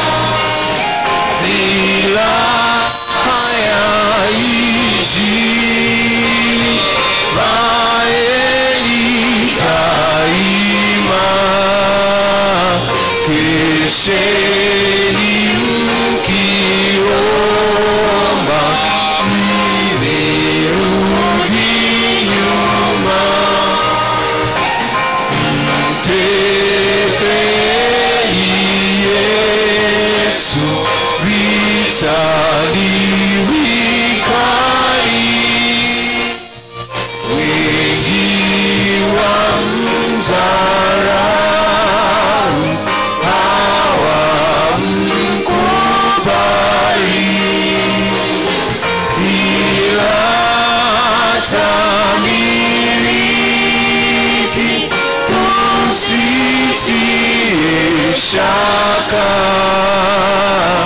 kuwa naye gizani, twashinda kifo. Baba yetu wa mbinguni, jina lako litukuzwe na ufalme wako uje, ili mapenzi yako yaweze kutimizwa hapa duniani kama uko mbinguni. Tunanyenyekea mbele za uso wako na kujikabidhi mikononi mwako saa hii Bwana, ambayo umetupa nafasi ya kusikia maelekezo na maonyo yako kupitia neno lako la uzima. Na wewe Bwana ndiwe neno la kweli. Hali inayozungumzwa kwenye mistari hiyo 8 ni habari ambayo tumeisoma mara kwa mara, lakini nimetafakari. Katika kutafakari yako mambo machache ambayo tunatapaswa kuyatazama na kuyaona hapa katika mistari hiyo. Jambo la kwanza tunaloliona ni mamlaka ya neno la Mungu ambayo inatajwa hapo katika mistari hiyo. Na ukisoma mstari wa 22 anasema, wakashangaa mno kwa mafundisho yake, kwa maana alikuwa akiwafundisha kama mtu mwenye amri, wala si kama waandishi. Maana yake ni kwamba mafundisho ya Yesu alipoingia kwenye lile sinagogi na kufundisha na kuhubiri, yalionekana tofauti na namna ambavyo walikuwa wamezoea kufundishwa na waandishi wao na wale mafarisayo pia wakati mwingine. Kwa hiyo wanashangaa kuona kwamba mafundisho haya ni tofauti, na namna anavyofundisha anaonekana kama ni mtu mwenye mamlaka, tena anaonekana kama ni mtu mwenye amri, juu ya kila kilichokuwa kikiendelea pale katika mioyo yao na katika maisha yao. Kwa hiyo inaonyesha wazi ni kwamba yalikuwa ni mafundisho yenye nguvu, yenye uweza, yenye mamlaka, tofauti na jinsi ambavyo walikuwa wamezoea. Na unaweza ukatafakari ukaona tofauti iliyokuwepo kati ya mafundisho ya Yesu na waandishi ni kwamba waandishi walifafanua neno la Mungu, lakini Yesu yeye ndiye neno. Bwana asifiwe. Yaani wao walifafanua neno, lakini hapo anayesema ni neno mwenyewe. Kusoma Yohana 1 mstari wa 1 na kuendelea, anasema hapo mwanzo kulikuwako neno, naye neno alikuwako kwa Mungu, naye neno alikuwa Mungu. Kwa hiyo neno mwenyewe ndiye alikuwepo pale. Kwa hiyo hapakuwa tena na kitu kingine cha kuongeza, kwa sababu yeye alikuwepo mahali pale. Na kwa sababu alikuwepo mahali pale, lazima nguvu na uwezo wa mamlaka yake uonekane na uzihirike katika kile alichokuwa akikisema. Na ukisoma katika kitabu cha Waebrania 4:12 anasema, maana neno la Mungu li hai. Kama neno ndiye Mungu, maana yake neno lake li hai. Tena anasema lina nguvu, lina uwezo, lina ukali kuliko upanga ukatao kuwili, linachoma kama moto hata kuzigawanya roho na nafsi na mafuta yaliyoko ndani yake. Lakini mstari wa 4 anasema, wala hakuna kitu kinachoweza kustirika au kujificha au kuwa sirini kisionekane wazi juu ya neno. Kwa hiyo tunaona mamlaka iliyokuwepo katika neno ambaye ni Yesu Kristo mwenyewe. Kwa hiyo waandishi na Mafarisayo wakayashangaa mafundisho yale, kwa sababu yalikuwa na nguvu, yalikuwa na uwezo tofauti na matarajio yao. Na mafundisho haya, ukisoma habari hii na kwenda kuishia, ni kwamba ilileta upinzani mwingi na watu wengi wakamchukia, hasa Mafarisayo wakamchukia Yesu. Na jambo la pili, tunakutana na habari ya mtu mwenye pepo aliyekuwa katikati ya ibada, katikati ya ile sinagogi, maana yake katikati ya ibada, akiwepo katika ibada ile, na yeye alikuwa miongoni mwa wale waliokuwa wanaabudu na kusali mahali pale. Na hii inatufundisha kwamba pale palikuwepo tayari na upinzani, kwa sababu pepo au nguvu za giza maana yake ni adui wa msalaba, ni adui wa Mungu. Kwa hiyo kazi za shetani zilikuwepo mahali pale ili kuzuia kusudi la Mungu lisiweze kusimama. Lakini alipoingia Yesu ambaye ndiye neno, maana yake zile nguvu za giza, yule pepo na yale mapepo hayakuweza tena kustahimili mahali pale, yalipiga kelele pahali patakatifu. Na hii inatuonyesha kwamba kumbe uovu unaweza ukajificha ndani ya nyumba ya ibada na usijulikane. Bwana Yesu asifiwe. Maana yake nguvu za giza zinaweza zikawepo katikati ya ibada, katikati ya watu waliokusanyika katika ibada, na sizijulikane. Lakini Yesu alipotokea, maana yake giza au nguvu za giza hazikuweza tena kuvumilia au kustahimili kujificha, kwa sababu ya ile nguvu iliyokuwepo mahali pale. Ndio maana Waebrania 4:13 anasema, wala hakuna kitu kinachoweza kujificha tena likiwepo neno la Mungu. Kwa hiyo maana yake alipotokea Yesu, alipoingia mahali pale, maana yake pepo hawakuweza tena kustahimili, hawakuweza tena kujificha. Kwa nini? Maana yake ni kwamba katika ibada panatakiwa uwepo na nguvu za Mungu ambazo zinaweza zikaharibu au zikawa kinyume na ufalme wa giza. Bwana Yesu asifiwe.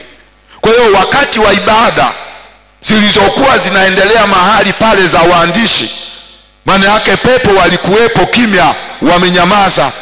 Na hii inawezekana walikuwepo kwa muda mrefu. Kwa nini? Hapakuwa na neno lenye nguvu, lenye mamlaka, linaloweza kusababisha wao kutokukaa mahali pale. Hapakuwepo na ile mamlaka ya kimungu. Na ndiyo maana alipoingia Yesu, pepo wenyewe walijitambulisha, na walimjua kuwa ni nani, na ndio maana katika kupiga kelele wanasema tuna nini nawe. Kwa hiyo palihitaji neno la Mungu ambalo lina nguvu na mamlaka, na tunapokuja katika ibada ni kwamba tunahitaji neno la Mungu lenye nguvu, linaloweza kutuokoa na maangamizo, linaloweza kutuponya mioyo yetu, linaloweza kurejesha amani, linaloweza kuleta ukombozi kwenye maisha yetu. Ndio maana tumeacha maneno ya wanadamu kwenye familia zetu, lakini tumekuja hapa ili tusikie neno la Mungu linaloweza kuleta uponyaji wa maisha yetu. Bwana Yesu asifiwe kanisa. Kwa hiyo tunahitaji neno lenye nguvu, lenye mamlaka, linaloweza kuharibu ufalme wa giza, linaloweza kuondoa nguvu za giza, linaloweza kutuponya. Na neno ni Yesu Kristo mwenyewe, na neno ni Mungu mwenyewe ambaye yupo kwa ajili yetu ili aweze kutuhudumia. Kwa hiyo katikati ya ibada pepo wakapiga kelele. Kwa nini? Wamekutana na nuru na hawawezi kujificha tena. Ndio maana wakati mwingine watu husema hata shetani na mapepo wanashiriki ibada. Kwa nini? Ukikuta mahali ambapo pepo wanaweza wakashiriki ibada, ndani ya mtu wakajificha, wakaingia na kutoka, maana yake halipo neno lenye nguvu, lenye mamlaka, lenye uwezo wa kuwatoa. Lakini pia yule ambaye wamejificha ndani yake, maana yake hata yeye pia hajalipokea neno ambalo linaweza likatikisa, linaweza likaharibu ufalme uliokaa ndani yake. Lakini uwepo wa Mungu ukiitwa kwa uaminifu, kwa njia ya neno, kwa njia ya nyimbo za sifa pamoja na maombi, nguvu za giza haziwezi tena kuvumilia.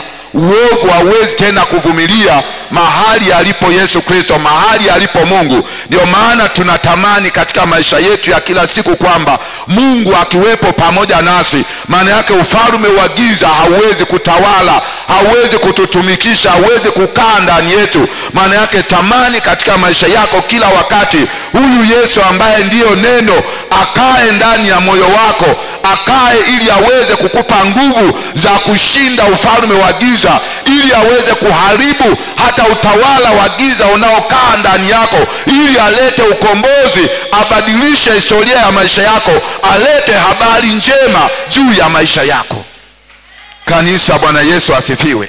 Kwa hiyo uwepo wa Yesu mahali pale ulileta habari njema, kwa sababu hata nguvu za giza ziliweza kumtambua, ziliweza kukiri, ziliweza kujisalimisha.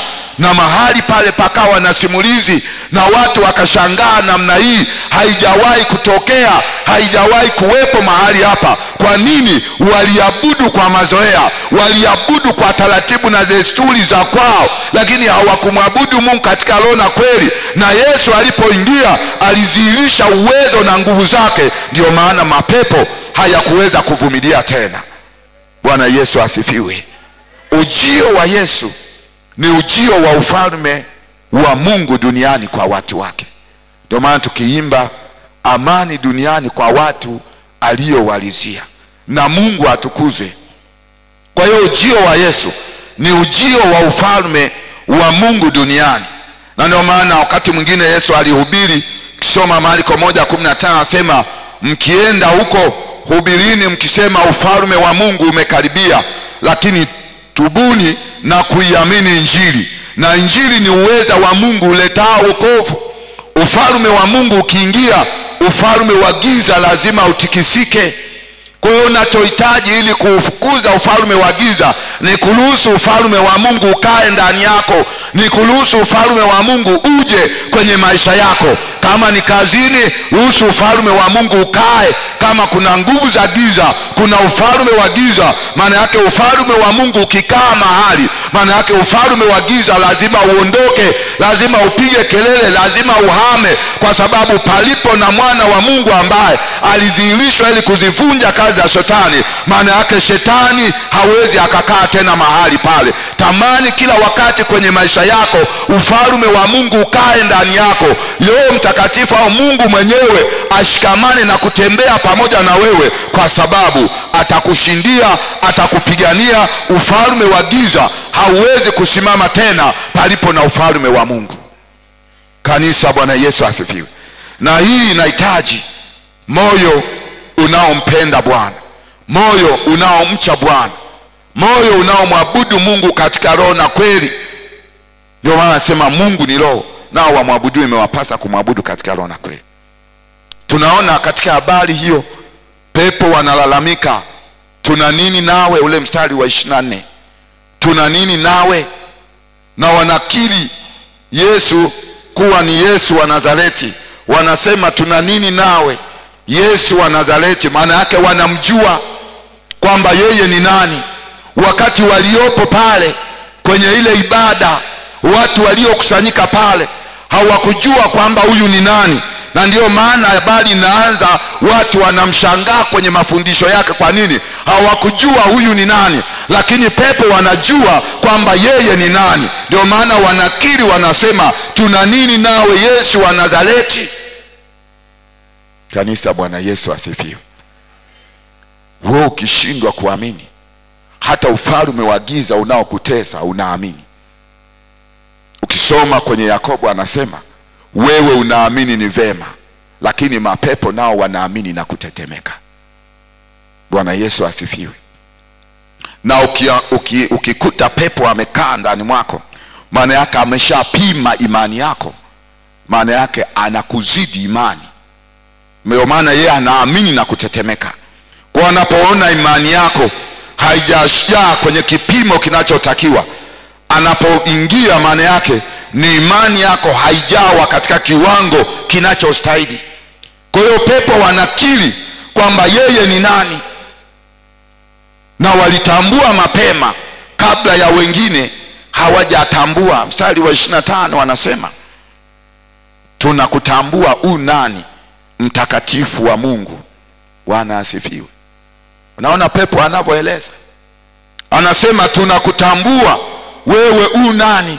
Kwa hiyo wanaelewa nguvu zake, wanaelewa mamlaka yake. Pepo wanaelewa, wakati wanadamu hawajaelewa, watu hawajaelewa, wenye huo ufalme ambaye amekuja kwa ajili yao hawajaelewa, lakini nguvu za giza zinaelewa yeye ni nani. Na ndio maana kabla hajasema chochote wanajisalimisha. Tamani uwepo wa Mungu ndani yako utakao kutambulisha kwamba Yesu Kristo ni nani. Maana yako ukitambua ni nani kwenye maisha yako, nguvu za giza lazima zijisalimishe kwako, kwa sababu anayekaa ndani yako ni mkuu zaidi ya nguvu za giza, ni mkuu zaidi ya mapepo. Ndio maana akiingia hata mapepo lazima yajisalimishe, yanajua yeye ni nani. Lakini sijui wewe unajua ni nani kwako.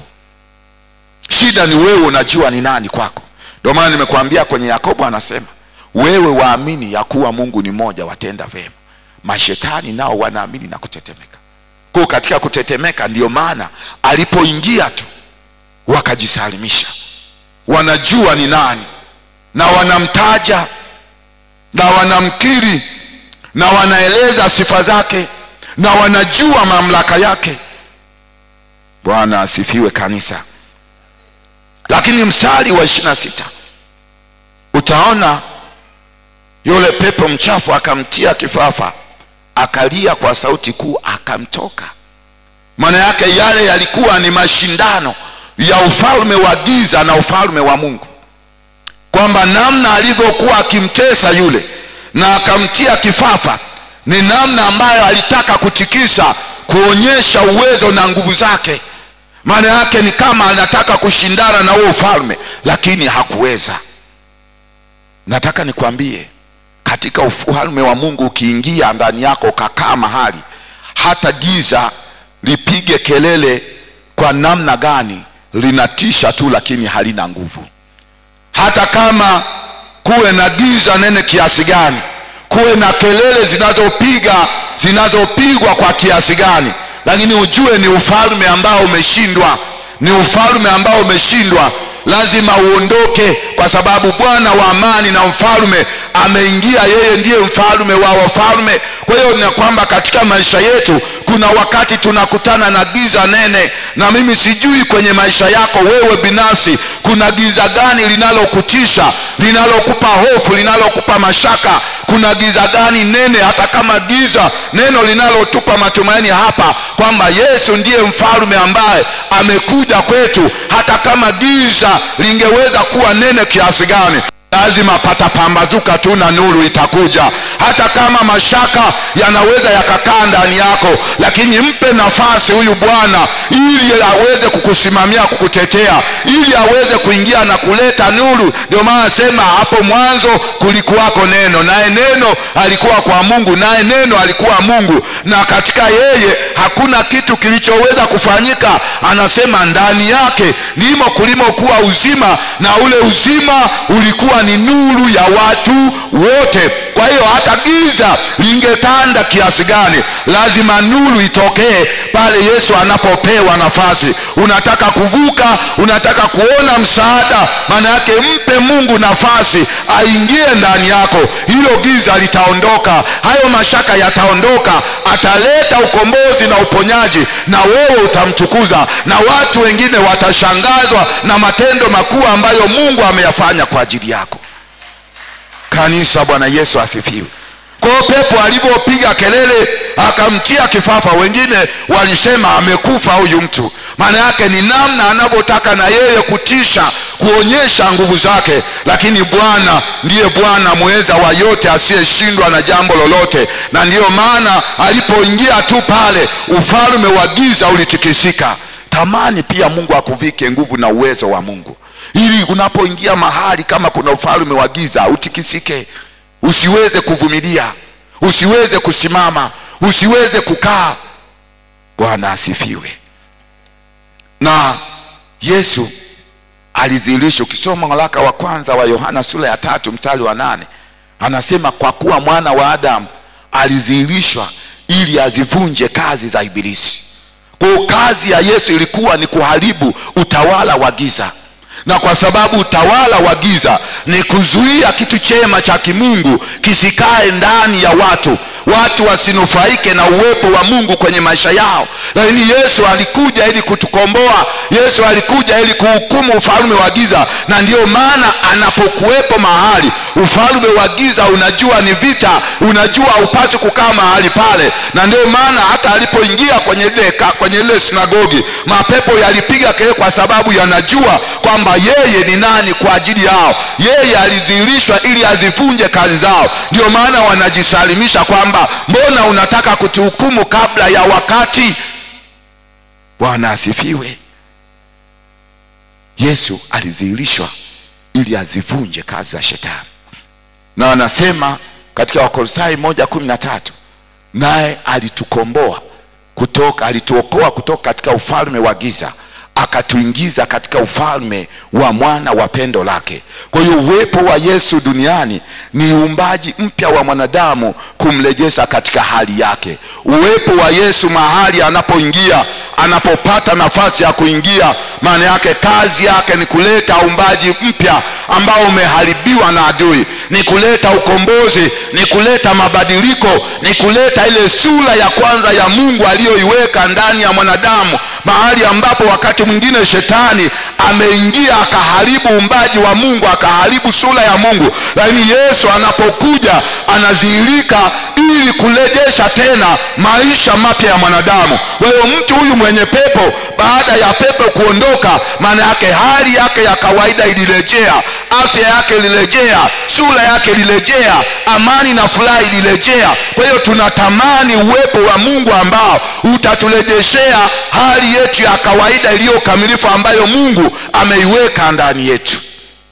Mungu peke yake ndiye anayeweza kutupa nafasi ya kuwa wakamilifu. Mstari wa 27 anasema wakashangaa wote, wakaulizana wakisema, ni nini hii? Ni elimu mpya, maana kwa uweza aamuru hata pepo wachafu nao wamtii.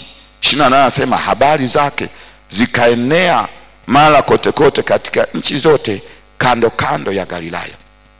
Kwa hiyo tunaona watu wakashangaa kwa sababu ya mambo makubwa ambayo waliyaona. Anaposema habari zake zikaenea, Maana yake kukawa siku ile ni siku ya habari njema. Watu wakatoka na ushuhuda kwamba matendo makuu wameyaona ambayo hawajawahi kuyaona kwenye maisha yao. Na mimi nakuombea neema ya Mungu kwamba kama hao walishangaa kuona matendo makuu, mwezi huu wa 10 uwe ni mwezi wa kuwashangaza watu kwenye maisha yako. Wakati waliona haiwezekani, waone inawezekana. Yule mwenye pepo alipokaa kwenye kushindwa, walijua ni hali yake ya maisha ya kawaida, lakini Yesu alipoingia alibadilisha hali yake, haikuwa ya kawaida, wakashangaa. Ndivyo ambavyo tunapaswa kuishi, kwamba Bwana akiingia ndani yetu, Bwana akikaa ndani yetu, lazima watu washangae, kwa sababu wataona mambo makubwa ambayo hawakuyazoea kwenye maisha yao, kwenye maisha yako au kwenye hali ya kawaida. Mungu akupe hiyo neema kwamba mwezi wa 10 kwenye kazi zako, kwenye maisha yako, waone vitu vya tofauti, watembee na ushuhuda ambao utamtukuza Bwana. Iwe kama ni historia ya miaka mirefu, lakini kwa Bwana siku 1000 ni sawa na siku moja. Maana yake Mungu anaweza akabadilisha historia ya mambo mabaya yakawa mema kwa siku moja. Mungu anaweza akakuletea msimu mpya kwenye maisha yako. Na ni maombi yangu kupitia ibada hii, Mungu akupe msimu mpya na maisha mapya, ya washangaze wale waliokuona wa kawaida, waone kwamba ni matendo makuu ambayo Mungu amekutendea, hata kama miezi na miaka iliyopita haikuwezekana. Lakini kwa neno la Bwana ambalo lina nguvu na mamlaka, likupe tena neema ya kuendelea, likupe tena uhai mpya, lihuishe afya yako. Kama ni maisha yako, lilete mabadiliko, maisha mapya yazaliwe, ili waendelee kumtukuza Bwana. Bwana asifiwe kanisa. Mungu akupe wimbo mpya, Mungu akupe habari njema. Maisha yako yawe ni habari njema, yawe ni ushuhuda, yawe ni injili, kama huyu alipofunguliwa. Maana alipotoka mahali pale na watu walipotawanyika, waliondoka wakishangaa, wakielezana, wakisimuliana. Sasa wasisimuliane mambo mabaya kwenye maisha, wasimuliane matendo makuu ambayo Mungu anayafanya kwenye maisha yako. Kanisa, Bwana Yesu asifiwe. Hii ndio habari njema, na Mungu huwatunza watu wake kwa uweza wake mkuu. Utunzaji wa Mungu ni tofauti na wa mwanadamu, na Mungu hana kipimo, hana maelekezo. Akili zake anasema hazichunguziki. Yeye hujishughulisha na maisha ya mwanadamu, ya kiroho mpaka na ya kimwili pia. Mungu akashughulike na maisha yako, akahusike na hatua zako, akahusike na mipango yako na hatua za maisha yako ya kila siku. Akupe tena kumtukuza yeye, na wanaokuzunguka wamtukuze Bwana. Kumbe waone kwamba jambo hili ambalo walisema haliwezekani, lakini kwa Bwana inawezekana. Wanasema yasiyowezekana kwa mwanadamu, kwa Mungu yanawezekana. Na ili Mungu asimame ni pale anapofanya yale yanayoweza kuwashangaza wanadamu. Mungu akili zake ni tofauti na za mwanadamu. Kwa hiyo anapofanya Mungu, lazima mbingu zishangae, lazima ufalme wa giza utikisike, lazima mawazo na akili za wanadamu zitikisike, kwa sababu yeye ni Mungu. Na anapofanya lazima kuwe na kishindo kikubwa kwamba ni Mungu amefanya, wala sio mwanadamu. Mungu akakutendee kwenye maisha yako, ili wengine waondoke wakimtukuza Bwana kwa ajili ya maisha yako. Naomba usimame mahali ulipo. Sione haya kwa Bwana, kwake nitang'ara. Mti wake takana ni neno ima. Msalaba ndio asili ya mema, nikatua mzigo hapo. Nina uzima, furaha daima, njoni kafurahini kweli. Msalaba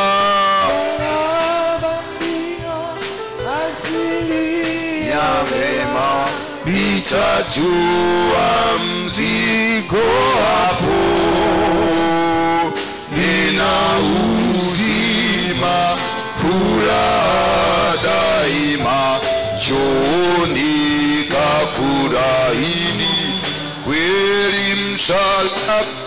msalaba ndio asili ya mema, nitatua mzigo hapo. Nina uzima, furaha daima, njooni kafurahini hapo. Katika uwepo huo wa Mungu, inawezekana kuna vifungo mbalimbali kwenye maisha yako ambavyo vimekunyima furaha na amani, ambavyo vimekutesa. Lakini tunalo neno la Bwana ambalo Mungu anasema katika neno lake, yeye ulituma neno lake kuwaokoa watu kutoka katika maangamizo ya adui. Ufalme wa Mungu unaposhuka, unaondoa kabisa ufalme wa giza. Mungu ametupa neema hiyo, tunapokuja katika ibada tukutane na neno lake linaloponya maisha yetu, linaloponya nafsi zetu, linaloponya akili zetu, linalotuweka huru kutoka kwenye vifungo vya giza. Na ndio maana tunaposogea mbele za uso wake, iwe ni kwa maombi, iwe ni kwa sadaka, iwe ni kwa nyimbo, tunatamani kuona nguvu za Mungu zikishuka na kutuhudumia. Na nguvu za Mungu wakati mwingine usiziwekee mipaka wala kuzipima. Saa zingine zinakuja hata katika uimbaji tu. Ndio maana tunatamani kuona tunapoingia katika uimbaji, imba kwa uaminifu katika roho na kweli, kwa sababu nguvu za Mungu zinaweza zikashuka hata ndani ya uimbaji, ndani ya maombi, ndani ya neno, ndani ya sadaka, zikakuhudumia mahali ulipo. Tunapokwenda kuomba mbele za Bwana, mwambie Mungu, niko mahali hapa, inawezekana liko giza ambalo limetanda, hauoni mwelekeo, lakini nataka nikwambie kupitia ibada hii, Mungu akuonyeshe nuru ya Bwana ing'ae kwenye hilo giza ambalo limetanda, njia tena. Mungu akupe njia sahihi, iwe ni kwenye afya, iwe ni kwenye uchumi, iwe kwenye kazi, iwe kwenye familia yako, au kwenye namna yoyote ile. Mungu akupe mwelekeo sahihi. Inawezekana ziko kelele nyingi ambazo zinasikika kwenye masikio yako kama za yule pepo, zinapiga kelele kwamba haiwezekani, jambo hili haliwezekani, au kwa namna hii kuvuka. Lakini leo tumekuja kwa Bwana wa majeshi, yeye ambaye ni mfalme. Hizo ni kelele, lakini Bwana yuko mahali hapa kutuvusha, yuko mahali hapa kutusaidia, yuko mahali hapa kutuweka huru katika jina la Yesu. Baba, katika jina la Yesu, wewe ni Mungu ambaye upo na upo kwa ajili ya maisha yetu, na kazi yako Bwana ulizihirishwa ili uzivunje kazi za ibilisi, ili uzivunje kazi za ufalme wa giza. Tunasema asante kwa sababu hata sasa umeshuka kwa ajili yetu, umeshuka kwa njia ya neno lako. Neno lako Bwana li hai, tena lina nguvu kuliko ukali wa upanga wote atao kuwili, likashuke na kupita kila mahali palipo na ufalme wa giza, katika jina la Yesu. Na kwa damu ya Yesu, wako watu ambao wamekaa kwenye vifungo vya maumivu na mateso mbalimbali kwenye maisha yao, kwenye nafsi zao, kwenye mioyo yao, wengine ni afya zao, wamekaa kwenye mateso kwa muda mrefu. Lakini uwepo wako Bwana katika ibada hii, tembea na nguvu zako, ukawaweke huru, ukawakomboe, ukawaponye. Hata yale yasiyowezekana yakanawezekana, kwa sababu tunaliamini neno lako Bwana. Nguvu yako ingilie kati, ipite katika jina la Yesu. Huo ufalme giza, umesema katika neno lako, wewe umetuokoa na kutukomboa kutoka katika ufalme wa giza na ukatuingiza katika ufalme wa pendo lako.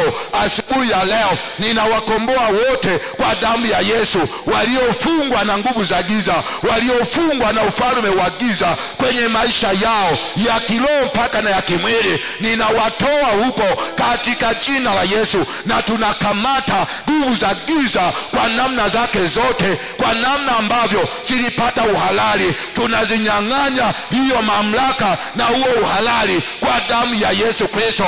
Achia hiyo mioyo, achia hizo nafsi, achia hizo afya za wana wa Mungu, achia maisha yao, kazi zao, uchumi wao, ndoa na familia zao, biashara na vyote walivyo navyo. Ninakuamuru katika jina la Yesu, toka ndani yao, toka katikati yao, achia maisha yao, hama kwa jina la Yesu. Umekuja kwa njia ya magonjwa, tunakuamuru katika jina la Yesu, toka kwenye miili yao. Tunapeleka neno la Bwana ambalo li hai, lenye nguvu, linalochoma zaidi ya moto, likaingilie kati na kupita kwenye hiyo miili na hivyo afya katika jina la Yesu. Kwenye mishipa ya damu na maji, kwenye mifupa na nyama, tunapeleka moto ulao, tunaangamiza ufalme wa giza na kazi zake zote, ufalme wa giza na hila zake zote, tunazing'oa na kuziteketeza kwa jina la Yesu. Toka, achia, na tunatangaza uponyaji na uzima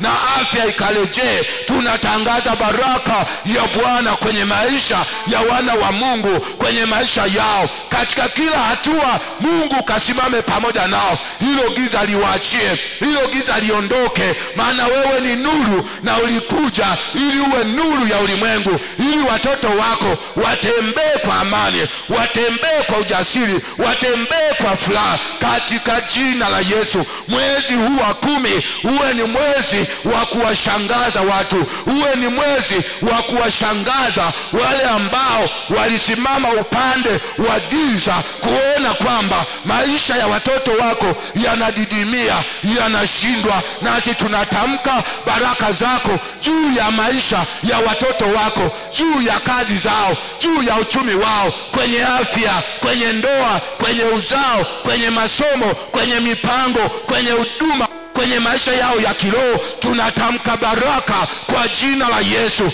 Baraka watokapo, baraka waingiapo, baraka walalapo na watembeapo kwenye maisha yao. Wewe Mungu katukuzwe, na wanapotembea na wanapopita, watu waseme haya ni matendo makuu. Watu wakiri ya kwamba wewe Yesu unaweza, katika jina la Yesu, katika jina la Yesu, katika jina la Yesu.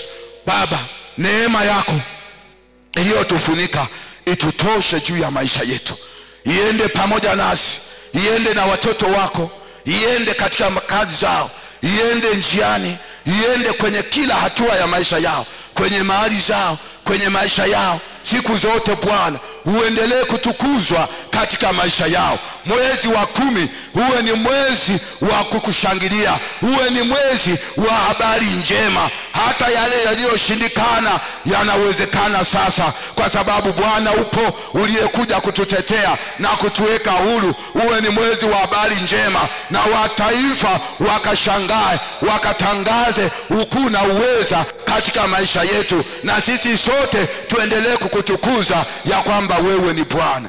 Baba, asante kwa uweza na nguvu zako ambazo zimetufunika na kukaa pamoja nasi. Endelea kusimama na kukaa ndani yetu na kutenda pamoja nasi, ili tuendelee kukutukuza wewe, katika jina la Yesu na kwa damu ya Yesu tumeomba na kuamini. Amen. Amen. Shangilie Bwana kwa makofi mengi mengi. Bwana ametenda na imekuwa na uwe mwezi wa mashangilio wa kuwashangaza watu. Mungu akupe hiyo neema katika jina la Yesu. Amen. Naomba uketi.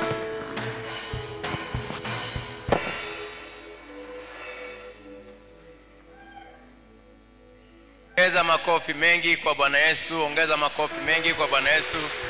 Asante sana.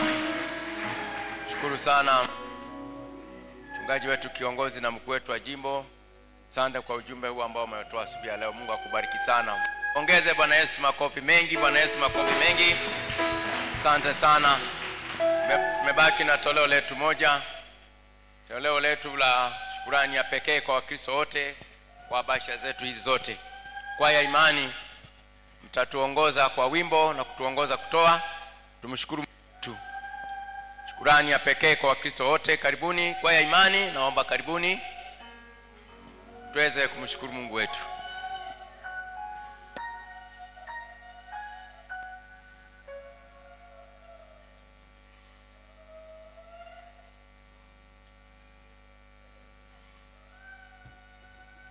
Hujapata basha, basi tunaomba msaada.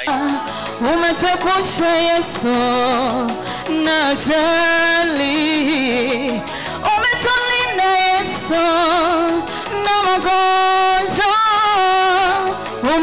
umetupusha Yesu, najali maadui nani wengi waliotuwinda, lakini kwa mkono wako ulitutenga nao Bwana.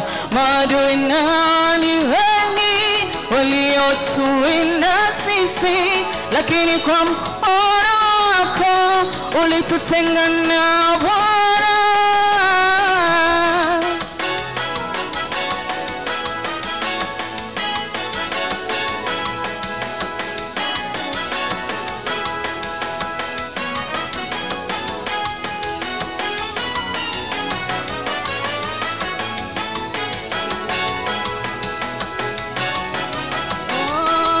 Tukulipe nini Bwana kwa ukarimu wako uliotutendea? Tukulipe nini Bwana kwa ukarimu wako uliotutendea? Nitakushukuru Baba yangu, nitakushukuru kati ya watu, nitakuimbia zaburi kwa mataifa. Nitakushukuru kati ya watu, nitakuimbia zaburi kwa mataifa.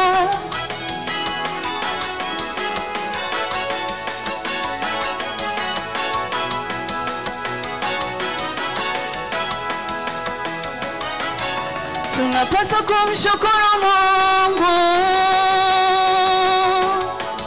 ni muhimu kumshukuru Mungu kwa mazuri aliyotutendea Bwana, hata ulinzi aliyotufunika. Tunapaswa kumshukuru Mungu, ni muhimu kumshukuru Mungu kwa mazuri aliyotutendea Bwana, hata ulinzi aliyotufunika. Tushukuru Mungu kwa mema yote uliyotutendea.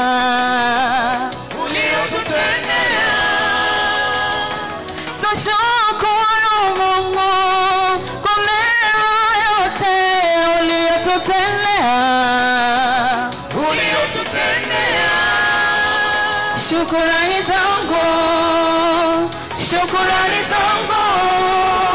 nimezileta kwako Bwana. Shukrani zangu nimezileta kwako. Tukulipe nini Bwana kwa ukarimu wako uliotutendea? Tukulipe nini Bwana kwa ukarimu wako uliotutendea? Nitakushukuru Baba yangu, nitakushukuru wewe Bwana, nitakuimbia zaburi kwa mataifa. Nitakushukuru Yesu, Bwana wangu, pia zaburi kwa mataifa.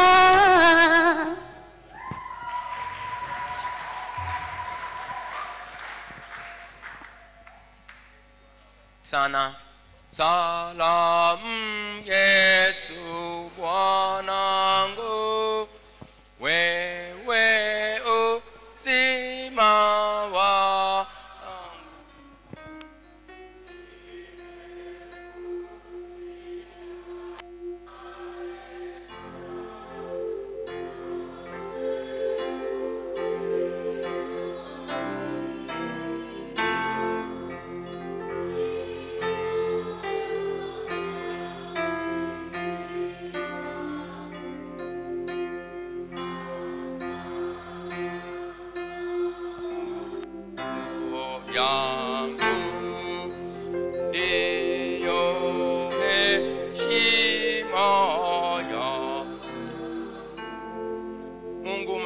neema na rehema, umemtoa mwanao pekee Yesu Kristo afe kwa ajili ya dhambi zetu, ili tupate kuhesabiwa haki na kuwa shiriki wa Roho Mtakatifu. Tunakuomba yapokee matoleo haya, tukutolewe sasa miili na roho zetu, kwa dhabihu iliyo hai ya kupendeza na takatifu machoni pako, kwa Yesu Kristo mwana wako na Bwana wetu. Amen. Nimrudishie Bwana nini?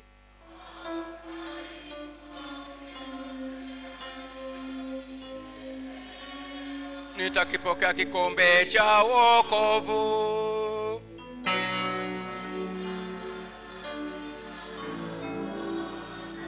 Bwana, hakika mimi ni mtumishi wako.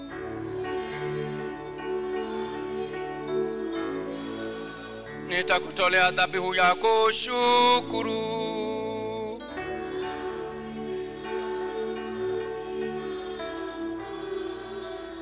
Mwenyezi Mungu Baba rehema, umeagiza maombezi yafanyike kwa ajili ya wote.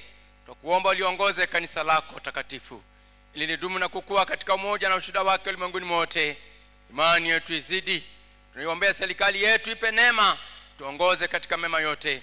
Nchi iwe na amani, nasi tuishi katika amani na kuwa na mafanikio na kubarikiwa katika kazi zetu, tusipatwe na mabaya. Tunaombea wote wenye shida mbalimbali, ugonjwa na tabu, kiwasogeza kwenye madhabahu yako watoto wako hawa. Mchungaji Ernest Mbarangu, Lebora Josephat Mwandri, Mabara Mboje, Mere Kweka, Joyce Mdeme, Rebecca Charles, hawa wote Baba na waweka mikononi mwako. Wewe Mungu na wafahamu kwa majina yao, na kusihi Roho Mtakatifu wa pamoja nao, wabariki watoto wako hawa, waweze kuinua mahali hapo walipolala Bwana, waendelee kutumikia wewe katika roho na kweli. Umbariki kila mmoja ya Bwana Yesu, mlinde mtunze. Wabariki hata madaktari wanamhudumia, madaktari wanamtunza na manesi na waganga na wote wanaokesha kwa ajili yao. Yesu Kristo ya pamoja nao, gusa mifupa, damu na nyama zao, ili Bwana Yesu aweze kupokea uponyaji. Wabariki na zile dawa wanazoendelea kuzitumia, ziweze kuleta utakaso kwa ajili ya utukufu wa jina lako. Tujalie tufurahie utukufu wa ufalme wako mbinguni, pamoja na wote waliofariki katika Bwana. Tujalie hayo Baba kwa ajili yake Yesu Kristo mpatanishi na mwombezi wetu. Amen. Baba yetu uliye mbinguni, jina lako litukuzwe. Ufalme wako uje. Mapenzi yako yatimizwe hapa duniani kama huko mbinguni. Tupe leo riziki yetu. Tusamehe makosa yetu tunazokosea, usitutie majaribuni, lakini utuokoe kutoka uovu. Kwa kuwa ufalme ni wako na nguvu, utukufu na hata milele. Amen. Bwana akae nanyi.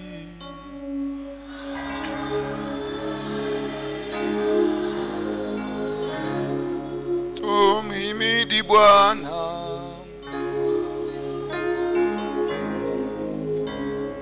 Bwana Mungu akubariki, akulinde. Bwana Mungu akuangazie nuru za uso wake na kufadhili.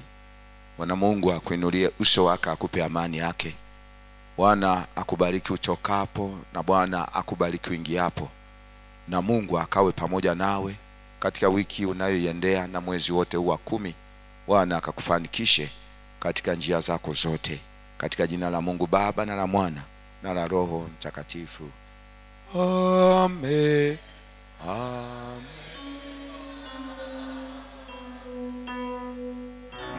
Matendo yangu yoyote uyatengeneze Yesu, uniongoze popote.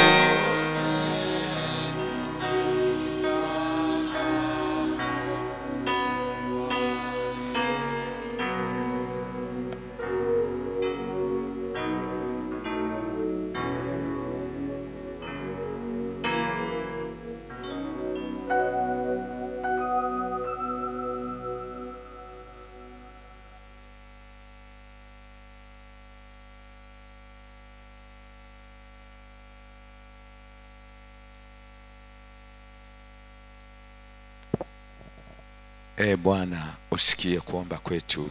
Amen.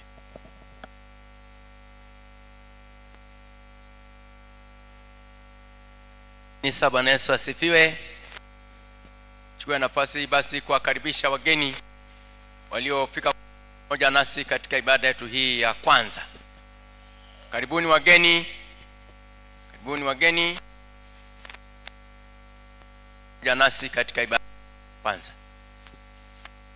Asanteni sana. Basi sisi sote ni wageni wa Bwana Yesu na tujikaribisha na kujipongeza kwa makofi ya Utatu Mtakatifu. Barikiwa na Bwana Yesu wa sharika. Katibu, karibu kwa matangazo ya siku hii ya leo.